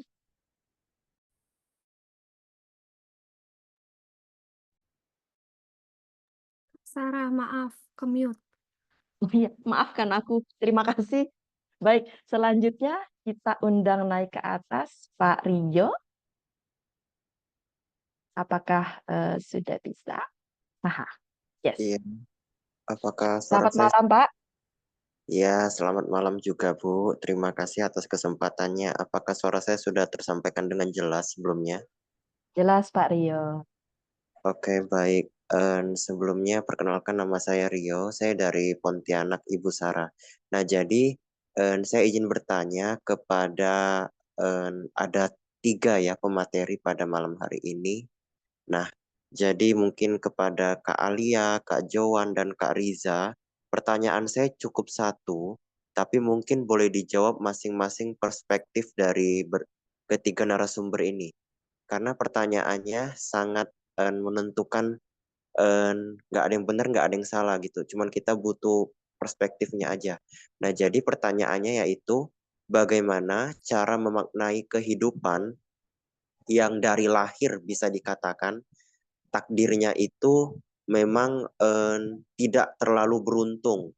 Artinya itu mungkin dia lahir di keluarga yang serba kekurangan, ataupun dia memang hidupnya susah, ataupun kurang kasih sayang, dan lain sebagainya. Nah, bagaimana cara melewati kondisi itu bagi sebagian orang yang berada di fase itu, agar mereka dapat tetap mencintai dirinya. Dan jangan sampai yang kita tidak inginkan seperti bunuh diri, ataupun dia mengalami gangguan jiwa dan lain sebagainya. Karena gangguan psikologis yang kita tidak harapkan itu supaya tidak terjadi, apakah ada antisipasinya? Nah, mungkin boleh sharing dari ketiga narasumber, karena topik pada hari ini kan kita regulasi diri, menata pikiran, dan supaya kita menciptakan perasaan untuk bahagia dan mencintai kehidupan ini. Sekian, terima kasih. Baik, terima kasih banyak Pak Rio. Ini pertanyaannya sangat menyentuh hati ya. Apakah dari teman-teman narasumber ada yang sudah siap untuk menjawab? Boleh sih Kak aku. Baik, silakan. Baik Pak Rio, terima kasih pertanyaannya sangat deep sekali ya, ini terkait kehidupan gitu. Jujur di awal-awal puberti itu saya juga sempat bertanya gitu kepada Tuhan. Waduh, Tuhan ini kenapa ya Tuhan? Maksudnya ada miskin, ada kaya, ada ibaratnya si cacat dan si lengkap gitu. Nah, tapi setelah berjalannya waktu, di mana usia saya saat ini 25, itu saya mulai menyadari bahwa di dunia ini itu sebenarnya tidak ada sebuah istilahnya kecacatan atau kekurangan gitu dalam diri kita. Tuhan itu kasih kita posisi misalkan ya, mungkin hartanya kurang atau mungkin alat tubuhnya kurang, itu pasti dari situ kita bisa ibaratnya kita bisa misalkan nih teman-teman, misalkan orang yang disabilitas itu pasti punya kelebihan di area yang lain. Banyak banget disabilitas itu yang bahkan pialanya lebih banyak dari kita loh yang normal gitu. Jadi menurutku di sini garis besarnya adalah sebenarnya tidak ada yang kekurangan di dunia ini. Sebenarnya yang paling penting dalam hidup ini tuh adanya self acceptance sih, gitu, penerimaan diri. Ketika kita bisa menerima diri, pasti apapun yang ada di diri kita itu pasti ya bukan mau nggak mau ya istilahnya. Kita dengan ikhlas atau dengan ridho gitu mestinya. Mungkin dalam Islam istilahnya untuk menjalani kehidupan seperti itu. Seperti itu dari saya. Kak Sarah, silahkan untuk pembicara yang lain. Baik, terima kasih. Memang pertanyaan mengapa ini adalah pertanyaan yang cukup berbahaya ya. Betul. Ya, oke. Untuk narasumber lainnya, apakah mau menambahkan perspektif? Karena bagi saya topik seperti ini kita harus perkaya lensa gitu, framing gitu ya. Kalau ada teman-teman yang fotografer nih, sebuah objek itu bisa dilihat dengan framing yang berbeda-beda gitu ya. Jadi dan dukungan dari sekitar itu juga penting sih. Namun yang paling sulit itu menumbuhkan kekuatan diri sendiri, resilience-nya kita. Itu yang menjadi sebuah PR ya, karena kan tidak semua orang beruntung gitu ya, tanda kutip, beruntung berada di dalam lingkungan yang suportif. Baik, apakah narasumber yang lain Mau join bisa, dulu atau saya dulu, Kak Sarah? ya Mau join atau saya silakan. dulu? Mas Riza boleh, Boleh silakan Mas Mas Riza. Riza, silakan. Oke, mungkin ini dari penguatan diri ya, mungkin dari Kak Rio. Nah, mungkin untuk secara pribadi saya sendiri, mungkin terhadap stres ataupun tekanan terhadap diri kita, mungkin saya juga lebih beruntung atau tidak beruntung ya dalam hidup. Mungkin, tapi saya mensyukuri hidup itu dengan berbagai cara. Nah, tapi saya percaya akan doa maupun takdir. Jadi selain dari ilmu saya sendiri, tapi saya juga kita kuatkan terhadap Tuhan Yang Maha Esa, itu kita lampaukan doa maupun takdir yang sudah mungkin kita jalanin seperti itu. Tapi cara-cara atau langkah-langkah bagi saya sendiri itu seperti apa sih? Nah, untuk langkah-langkahnya biasanya saya ada tahap down, ada tahap yang mungkin teman-teman juga pernah depresi ataupun pernah bahagia, itu biasanya saya lakukan ada 3 cara. Yang pertama adalah healing. Jadi teman-teman kalau saya sendiri itu lebih ke healing. Jadi ketika ada waktu luang, istirahat, saya harus memikirkan istirahat sejenak terhadap fisik maupun pikiran. Nah, yang kedua adalah saya juga harus mampu meluangkan waktu terhadap fisik kita dengan mendengarkan lagu, entah lagu yang kita sukai maupun lagu-lagu yang mungkin positif terhadap otak kita atau pikiran kita. Jadi lagu-lagu yang lagu mindfulness ataupun lagu-lagu yang terhadap relaksasi itu sangat mendukung terhadap diri saya pribadi terhadap tekanan atau maupun stres yang benar-benar saya jalani seperti itu. Nah, yang terakhir apa sih? Yang terakhir adalah afirmasi positif. Jadi ketika saya mau tidur atau maupun ketika saya mendalami tekanan ataupun stres, biasanya saya lakukan adalah afirmasi positif terhadap pribadi. Nah, afirmasi positif pribadi itu seperti saya bercerita kepada diri sendiri maupun hal-hal yang mungkin, bersifat mendukung ataupun self talk terhadap diri pribadi.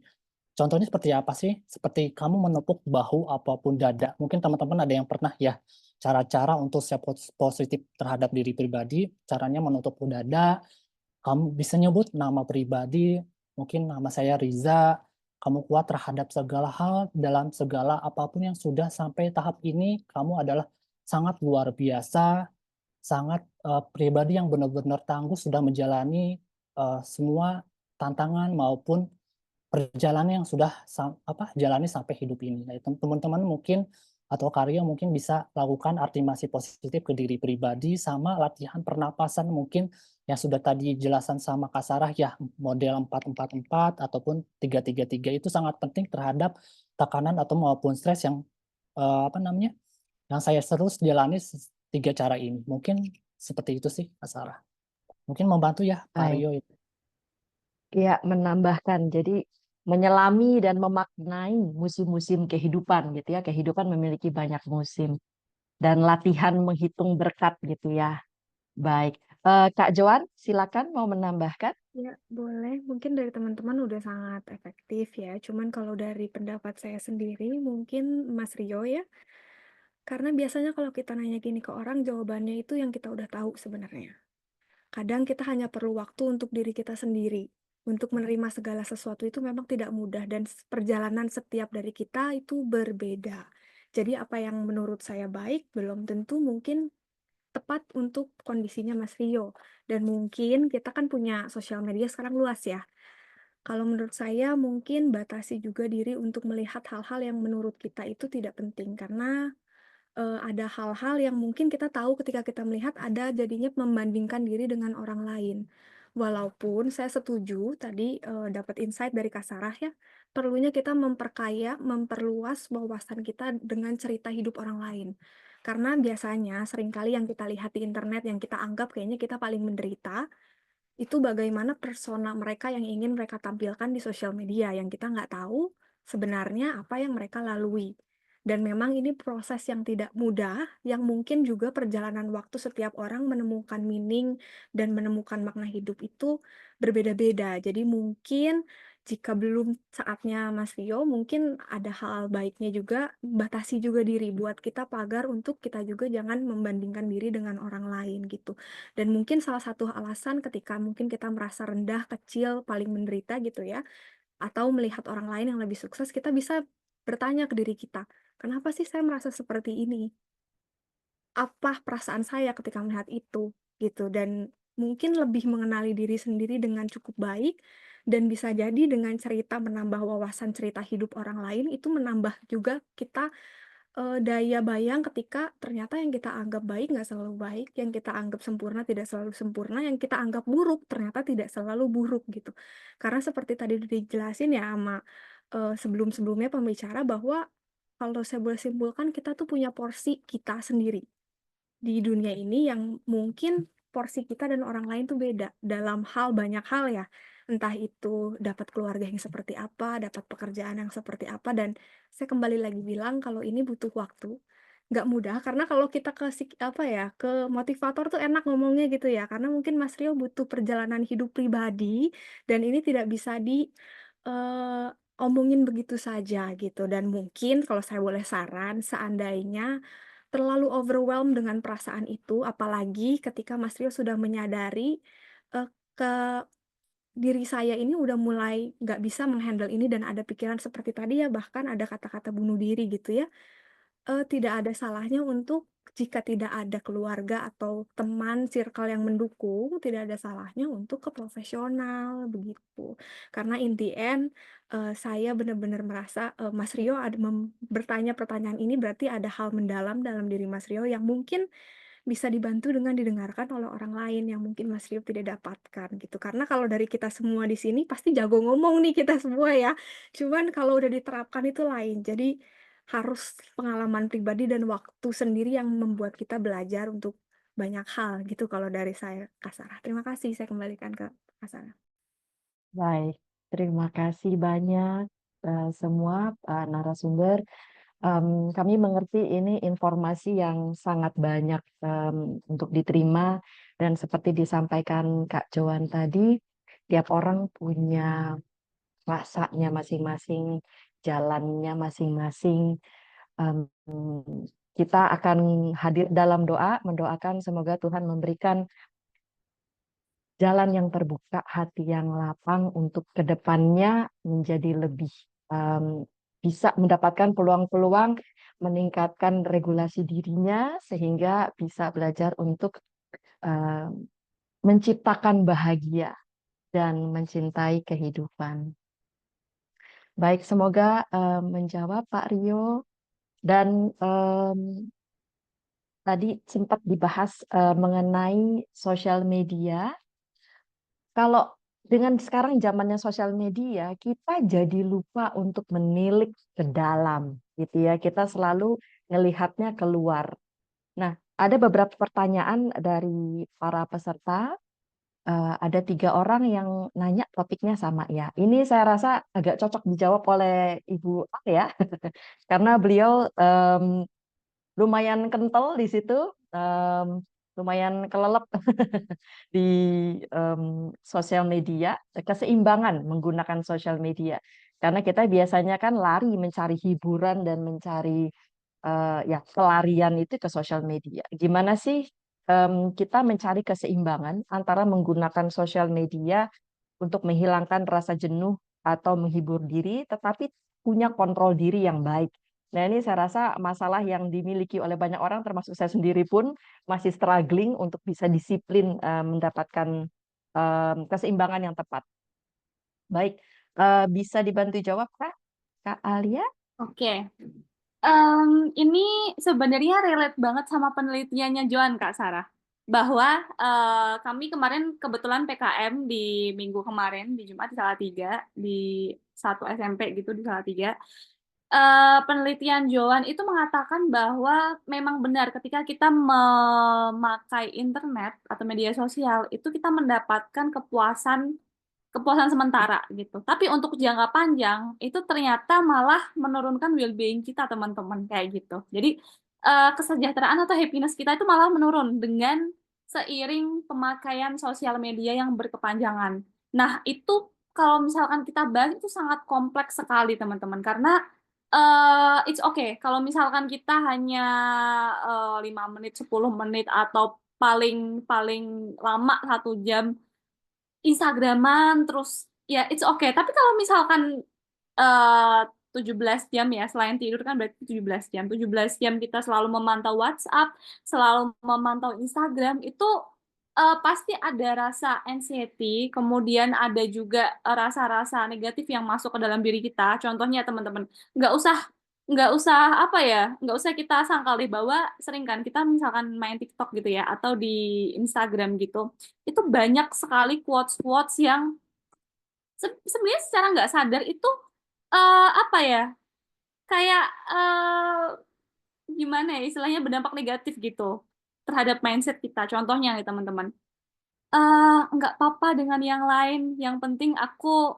selalu setia denganmu kayak gitu, kayak itu sebenarnya menuntut kita buat nggak berpikir realistis gitu. Itu sebenarnya mindset yang aduh buang aja deh kayak gitu. Yang apa ya?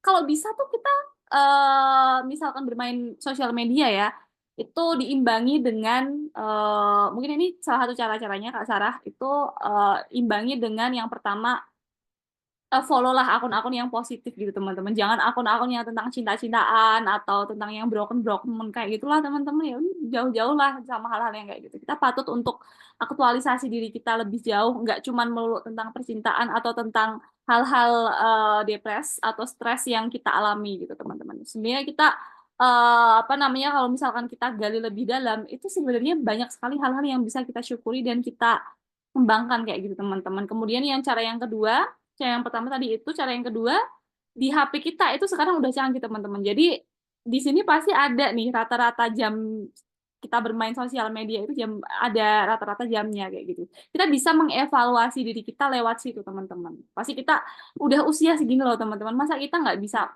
set the boundaries gitu terhadap apa ya, hal-hal yang negatif gitu yang nggak membuat kita berkembang kayak gitu. Seperti itu sih Kak Sarah, mungkin dari pembicara yang lain. Terima kasih Kak Sarah.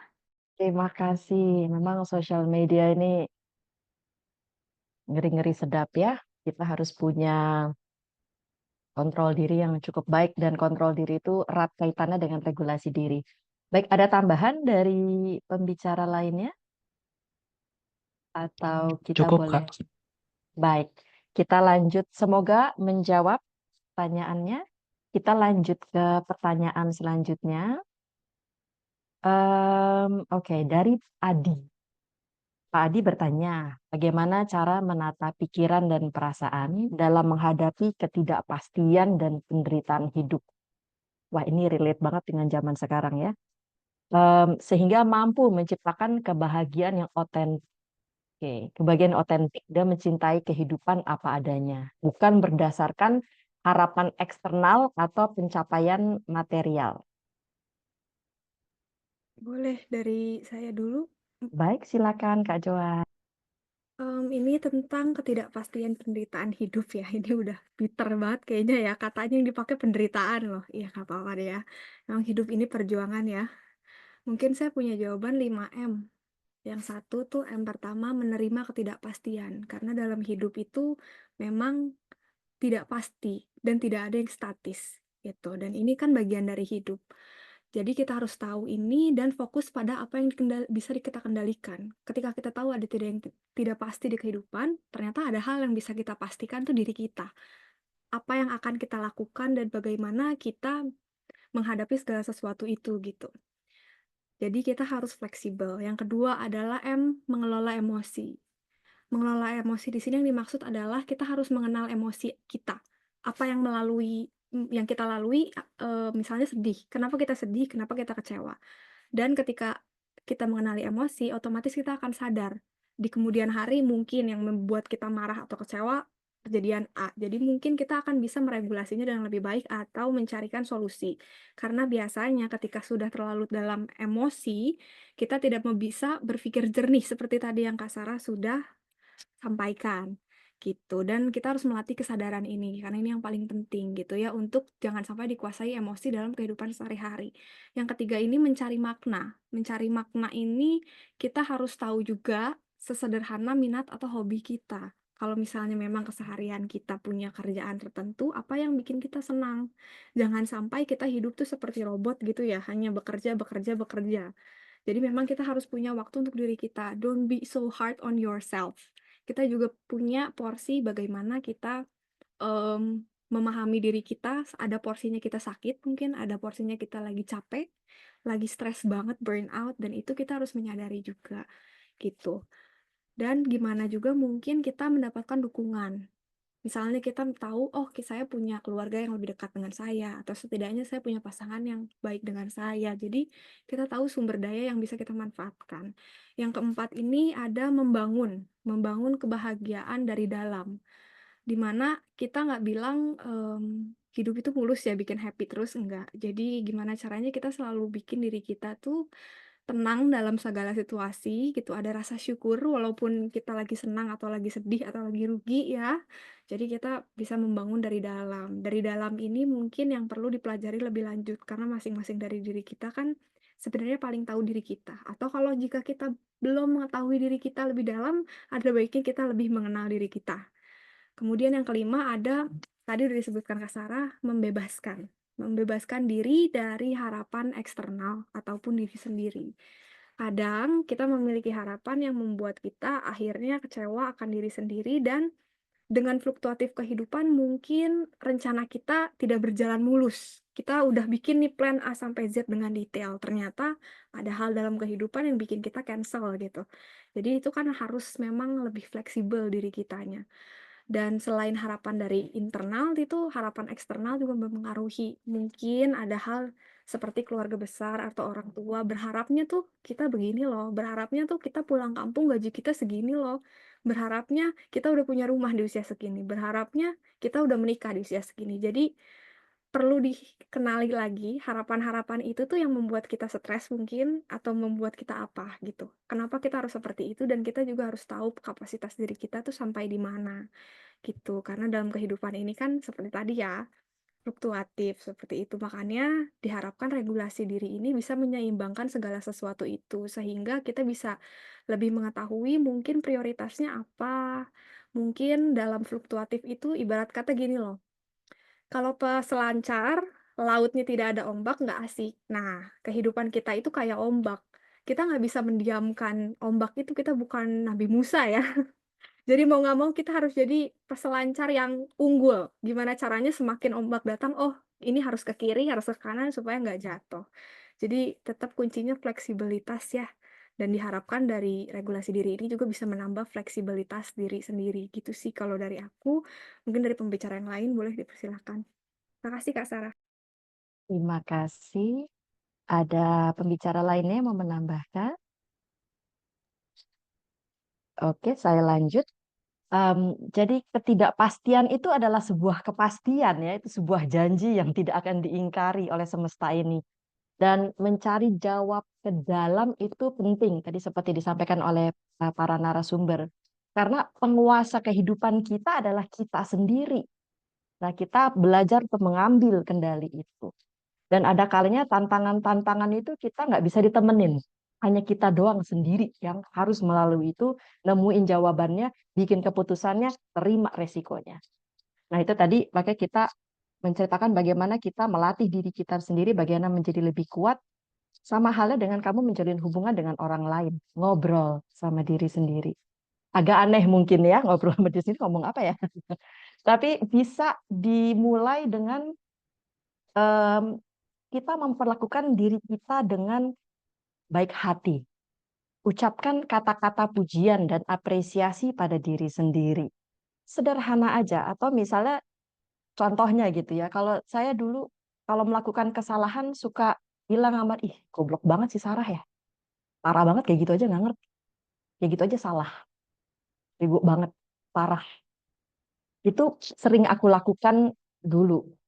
Kemudian tapi kalau ada orang melakukan kesalahan yang sama, aku nggak akan mengatakan itu ke orang itu.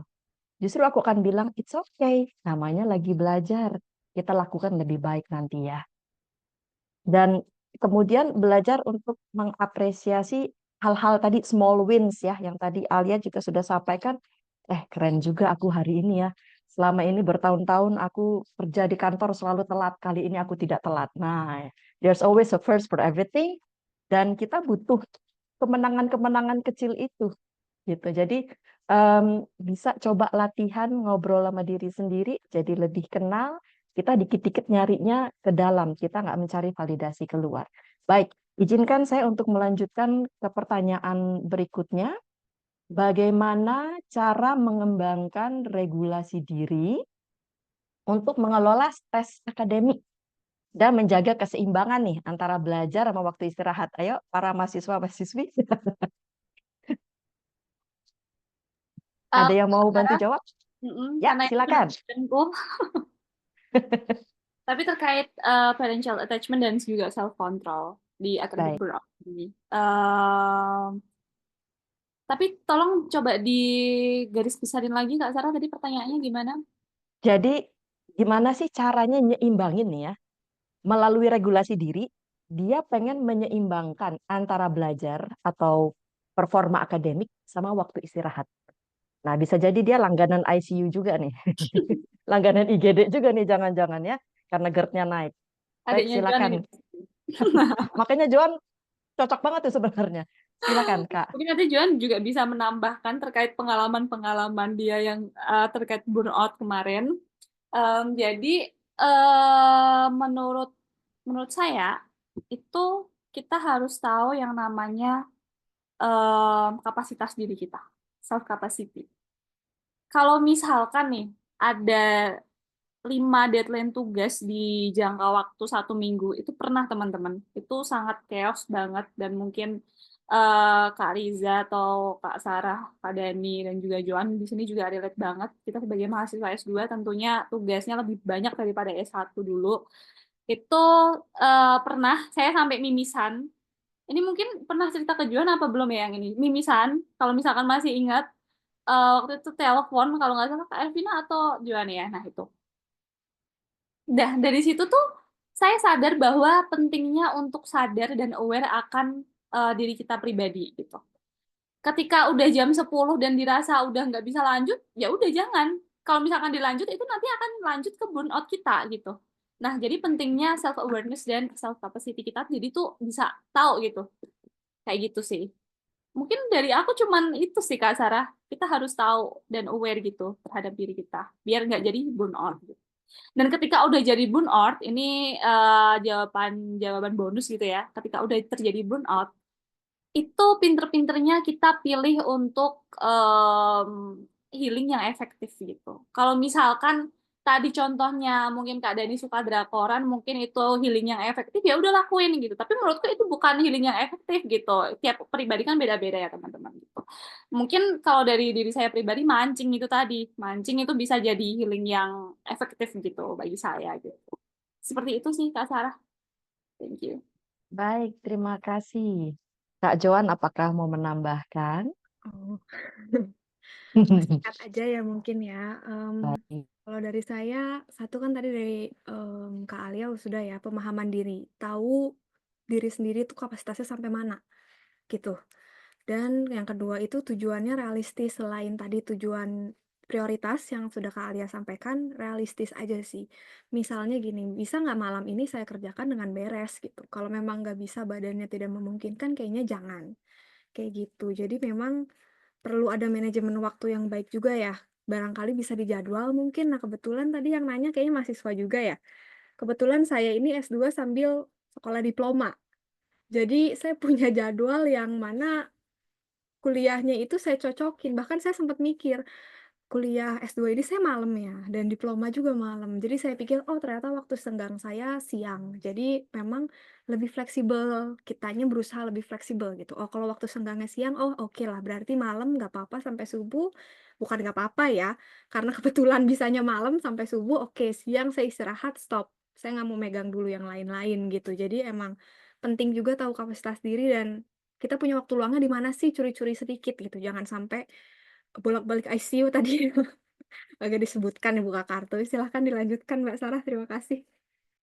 Baik, terima kasih. Kita saling buka dosa-dosa kita di sini ya. Oke. Siap Kak, relate banget. Baik Kak Ainun, terima kasih. Lanjut ke pertanyaan terakhir sebelum nanti kita akan memberikan kesempatan pada satu orang untuk naik lagi diskusi langsung. Bagaimana cara mengidentifikasi dan mengatasi kebiasaan buruk melalui pengenalan diri. Nah, jadi harapannya udah mengenal diri sendiri, bisa mengidentifikasi kebiasaan buruk sehingga regulasi dirinya bisa lebih bagus. Nah, harapannya begitu. Tapi gimana nih cara mengidentifikasi dan mengatasi kebiasaan buruk? Mohon pencerahannya, wahai para narasumber. Siapa dulu nih? Boleh deh dari saya dulu kalau gitu ya. Baik, Kak. Identifikasi kebiasaan buruk sesederhana, satu, ada yang pernah komplain nggak kalau kita lakuin itu? Kedua, apakah ada masalah ketika kita lakuin itu? Misalnya, deadline jadi nggak kekejar, ya, itu sederhana ya. Terus yang ketiga, kebiasaan buruk ini merusak diri kita nggak gitu. Jadi identifikasinya tuh sebenarnya bisa dari diri sendiri, sekitar maupun tugas gitu ya dari atasan dan lain sebagainya itu identifikasi. Dan gimana cara mencegahnya? Itu ya bener ya Mbak Sarah ya. Cara mencegahnya Cara mengatasinya ya. kembali lagi ke diri sendiri. Mana yang paling memungkinkan kamu lakukan? Gimana caranya yang paling simple gitu. Karena cara pencegahan saya belum tentu efektif buat Mbak atau Mas tadi ya. Dan kembali lagi sebenarnya menurut saya secara pribadi penanya ini tahu sebenarnya. Biasanya kita sih tahu jeleknya kita apa, biasanya kita tahu, dan sebenarnya kita tahu caranya itu apa gitu. Jadi kita tuh kadang sebenarnya sudah sama-sama tahu, tapi yang paling sulit itu ketika menjalankan. Nah, mungkin ini bisa dibantu oleh teman terdekat atau handphone dalam membantu kita mengatasi itu. Karena saya yakin dan percaya sih ya, Mbak Mas pasti tahu hal buruk apa dalam diri dan tahu cara mengatasinya sebenarnya gimana dan paling memungkinkan gimana gitu aja sih. Itu dari aku, Kak Sarah. Boleh yang lain jika ada tambahan. Mungkin ingin nambahin dikit. Jadi sebenarnya dalam diri kita sadar nggak sadar tuh sebenarnya kita punya alarm, guys. Ketika oh ini buruk, oh ini baik, itu sebenarnya dalam diri kita itu sebenarnya kita ada alarm gitu. Tinggal gimana sih kita aware gitu akan alarm-alarm diri kita itu. Seperti itu sih Kak Sarah. Thank you. Terima kasih. Baik. Praktikal menurut saya bisa diaplikasikan. Nah, penutup kita undang satu penanya untuk berdiskusi langsung, Pak Andrean Yoga. Silakan. Apakah? Baik, Ya, terima kasih atas kesempatannya. Apakah suara saya sudah terdengar? terdengar, Pak. Silakan. Baik, izin bertanya kepada narasumber, bagaimana sih cara kita dapat membedakan antara emosi yang harus kita olah dan kita hadapi secara langsung untuk pertumbuhan pribadi kita dibandingkan dengan emosi yang sebaiknya diabaikan atau dilepaskan untuk mencegah mungkin beban mental yang berlebihan. Mungkin itu saja. Terima kasih.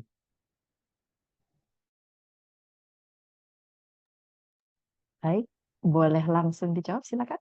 Ini sepertinya mirip-mirip sama pertanyaan yang awal tadi ya Kak ya, tentang gimana sih cara kita, oh ini emosi buruk ini bisa kita olah, oh ini kita buang aja. Nah, kalau menurut saya pribadi itu sebenarnya tergantung stresornya itu apa. Stresor itu problem itu sendiri gitu. Suatu yang memicu stres itu. Misalkan apa ya, emosi negatifnya misalkan kamu bunuh diri aja. Misalkan ada celetukan seperti itu gitu di bisikan-bisikan kita gitu karena saking stresnya. Ya itu jangan kita olah gitu. Jadi penting untuk kita memfilter ini emosi negatif apa sih gitu. Kecuali kalau misalkan emosi negatifnya sebuah alarm, itu loh tugas kamu belum selesai nih, sedangkan 2 hari lagi deadline. Ya kita proses gitu. Nah itu sih pentingnya untuk memfilter negatif emotion kita itu apa gitu. Seperti itu sih. Mungkin pembicara yang lain silakan. Oke, kalau dari saya sih cukup ya. Mulai tadi mungkin pertanyaannya sama dengan yang sebelumnya sih. Jadi pertanyaan sebelum sama juga dengan jawaban Alia. Mungkin dari Mas Andrian mungkin apa ya, membedakan atau memfilter dari emosi-emosi yang negatif yang mungkin tadi terima ataupun dari tujuan, lebih fokus kepada tujuan-tujuan Mas Andreas inginkan. Seperti itu sih mungkin dari saya. Baik. Apakah ada tanggapan, Pak Andreas, atau narasumber lain mau menambahkan?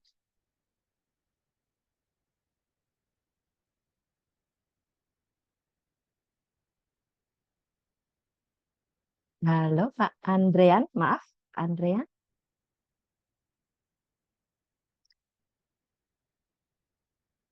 Cukup baik. Terima kasih banyak. Kemute Kak Sarah. Oh, terima kasih banyak para peserta. Pertanyaannya banyak sekali. Bagi pertanyaan-pertanyaan yang belum dijawab, kami upayakan akan kami jawab melalui chat. Dan setelah ini kita akan mengumumkan sama-sama, Kak Ainun. Kita akan memberikan pengumuman 2 orang pemenang beruntung untuk sesi tanya jawab dan 2 orang pemenang beruntung untuk sesi link evaluasi. Jadi bagi yang belum mengisi link evaluasi boleh silakan mengisi sekarang. Nah, sebelum kita umumkan pemenang, kita akan foto bersama. Apabila berkenan, silakan membuka kamera untuk kita abadikan momen ini. Dan nanti untuk pengambilan foto dibantu oleh Mbak Dani atau Mas Riza, mohon maaf. Oke, boleh. Saya. Baik, dari Mas Riza aba-abanya ya. Kalau ada yang Yes. mau touch up dulu boleh. Ini udah buka kamera semua kah? Atau apabila tidak bisa buka kamera nggak apa-apa juga ya, senyamannya aja. Ini yang raise hand boleh diturunkan bentar. Bisa open cam.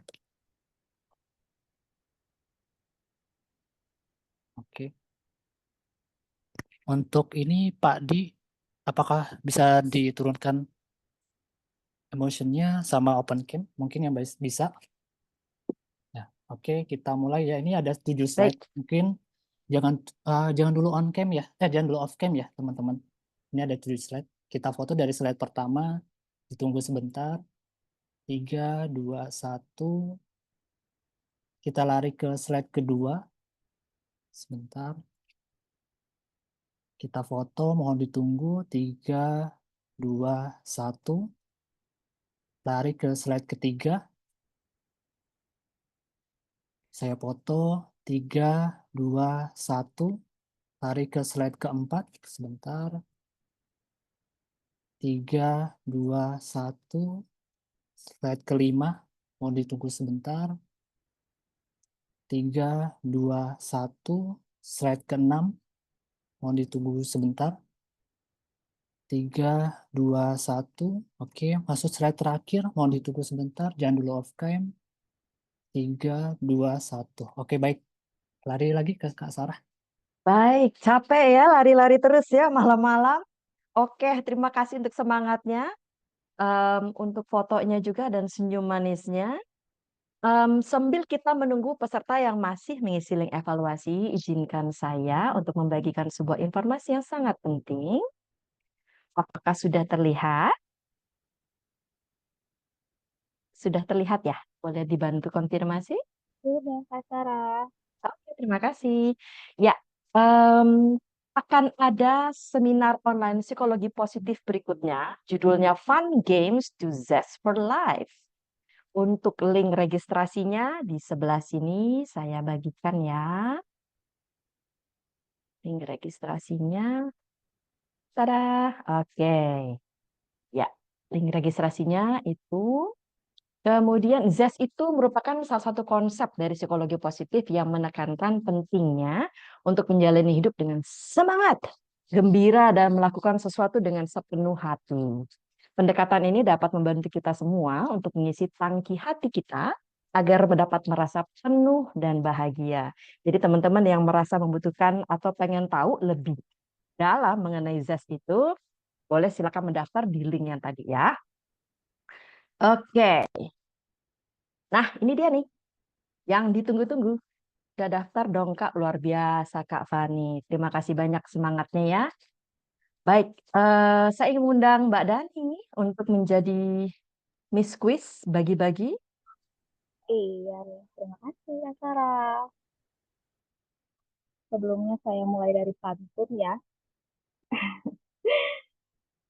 Selamat malam, mari kita berbahagia. Saya datang bawa-bawa hadiah. Eh, Kami ada 5 hadiah OVO yang tadi sudah dijanjikan oleh moderator. Yang pertama tadi ada kuis dadakan tuh yang dibawakan oleh Mbak Alia. Itu dimenangkan oleh Mas Vicky. Selamat Mas Vicky. Lalu yang kedua ada juga penanya-penanya terbaik nih yang sudah kami pilih. Yang pertama yaitu Mbak Fani Rahmasari dan yang kedua Mas Rio dari Pontianak. Selamat Mbak Fani, Mas Rio. Kita ada kategori selanjutnya nih Mbak Sarah, yaitu Siap. pemenang yang telah mengisi lembar evaluasi. Dan telah kami pilih yaitu pemenangnya Mbak Ainul Bisri. Dan yang selanjutnya yaitu Mbak Delvia Geren Zainingrum. Ya, kalau saya tidak salah spelling, mohon maaf. Dan itu adalah pemenang-pemenangnya, ada 5 pemenangnya. Nanti kita list ya di kolom chat. Terima kasih Mbak Sarah. Saya tutup pantun lagi boleh? Silakan. malam ini peserta terlihat bergairah. Acara saya serahkan kembali ke Mbak Sarah. Terima Asik, kasih. cakep. Terima kasih bagi para pemenang. Silakan direct message. Silakan direct message ke chatnya kami untuk bisa kita bagikan datanya dan untuk pemberian hadiah pemenangnya. Gitu. Oke. Selamat untuk para pemenang. Kita sudah tiba di akhir acara. Saya dan juga mewakili para pemateri dan Ibu Dani, mohon maaf apabila ada yang kurang berkenan. Terima kasih atas waktu, perhatian, dan semangat partisipasi dalam seminar online Psikologi Positif Belajar Regulasi Diri. Sehat selalu dan selamat menata pikiran dan perasaan untuk ciptakan bahagiamu dan cintai kehidupanmu. Selamat malam.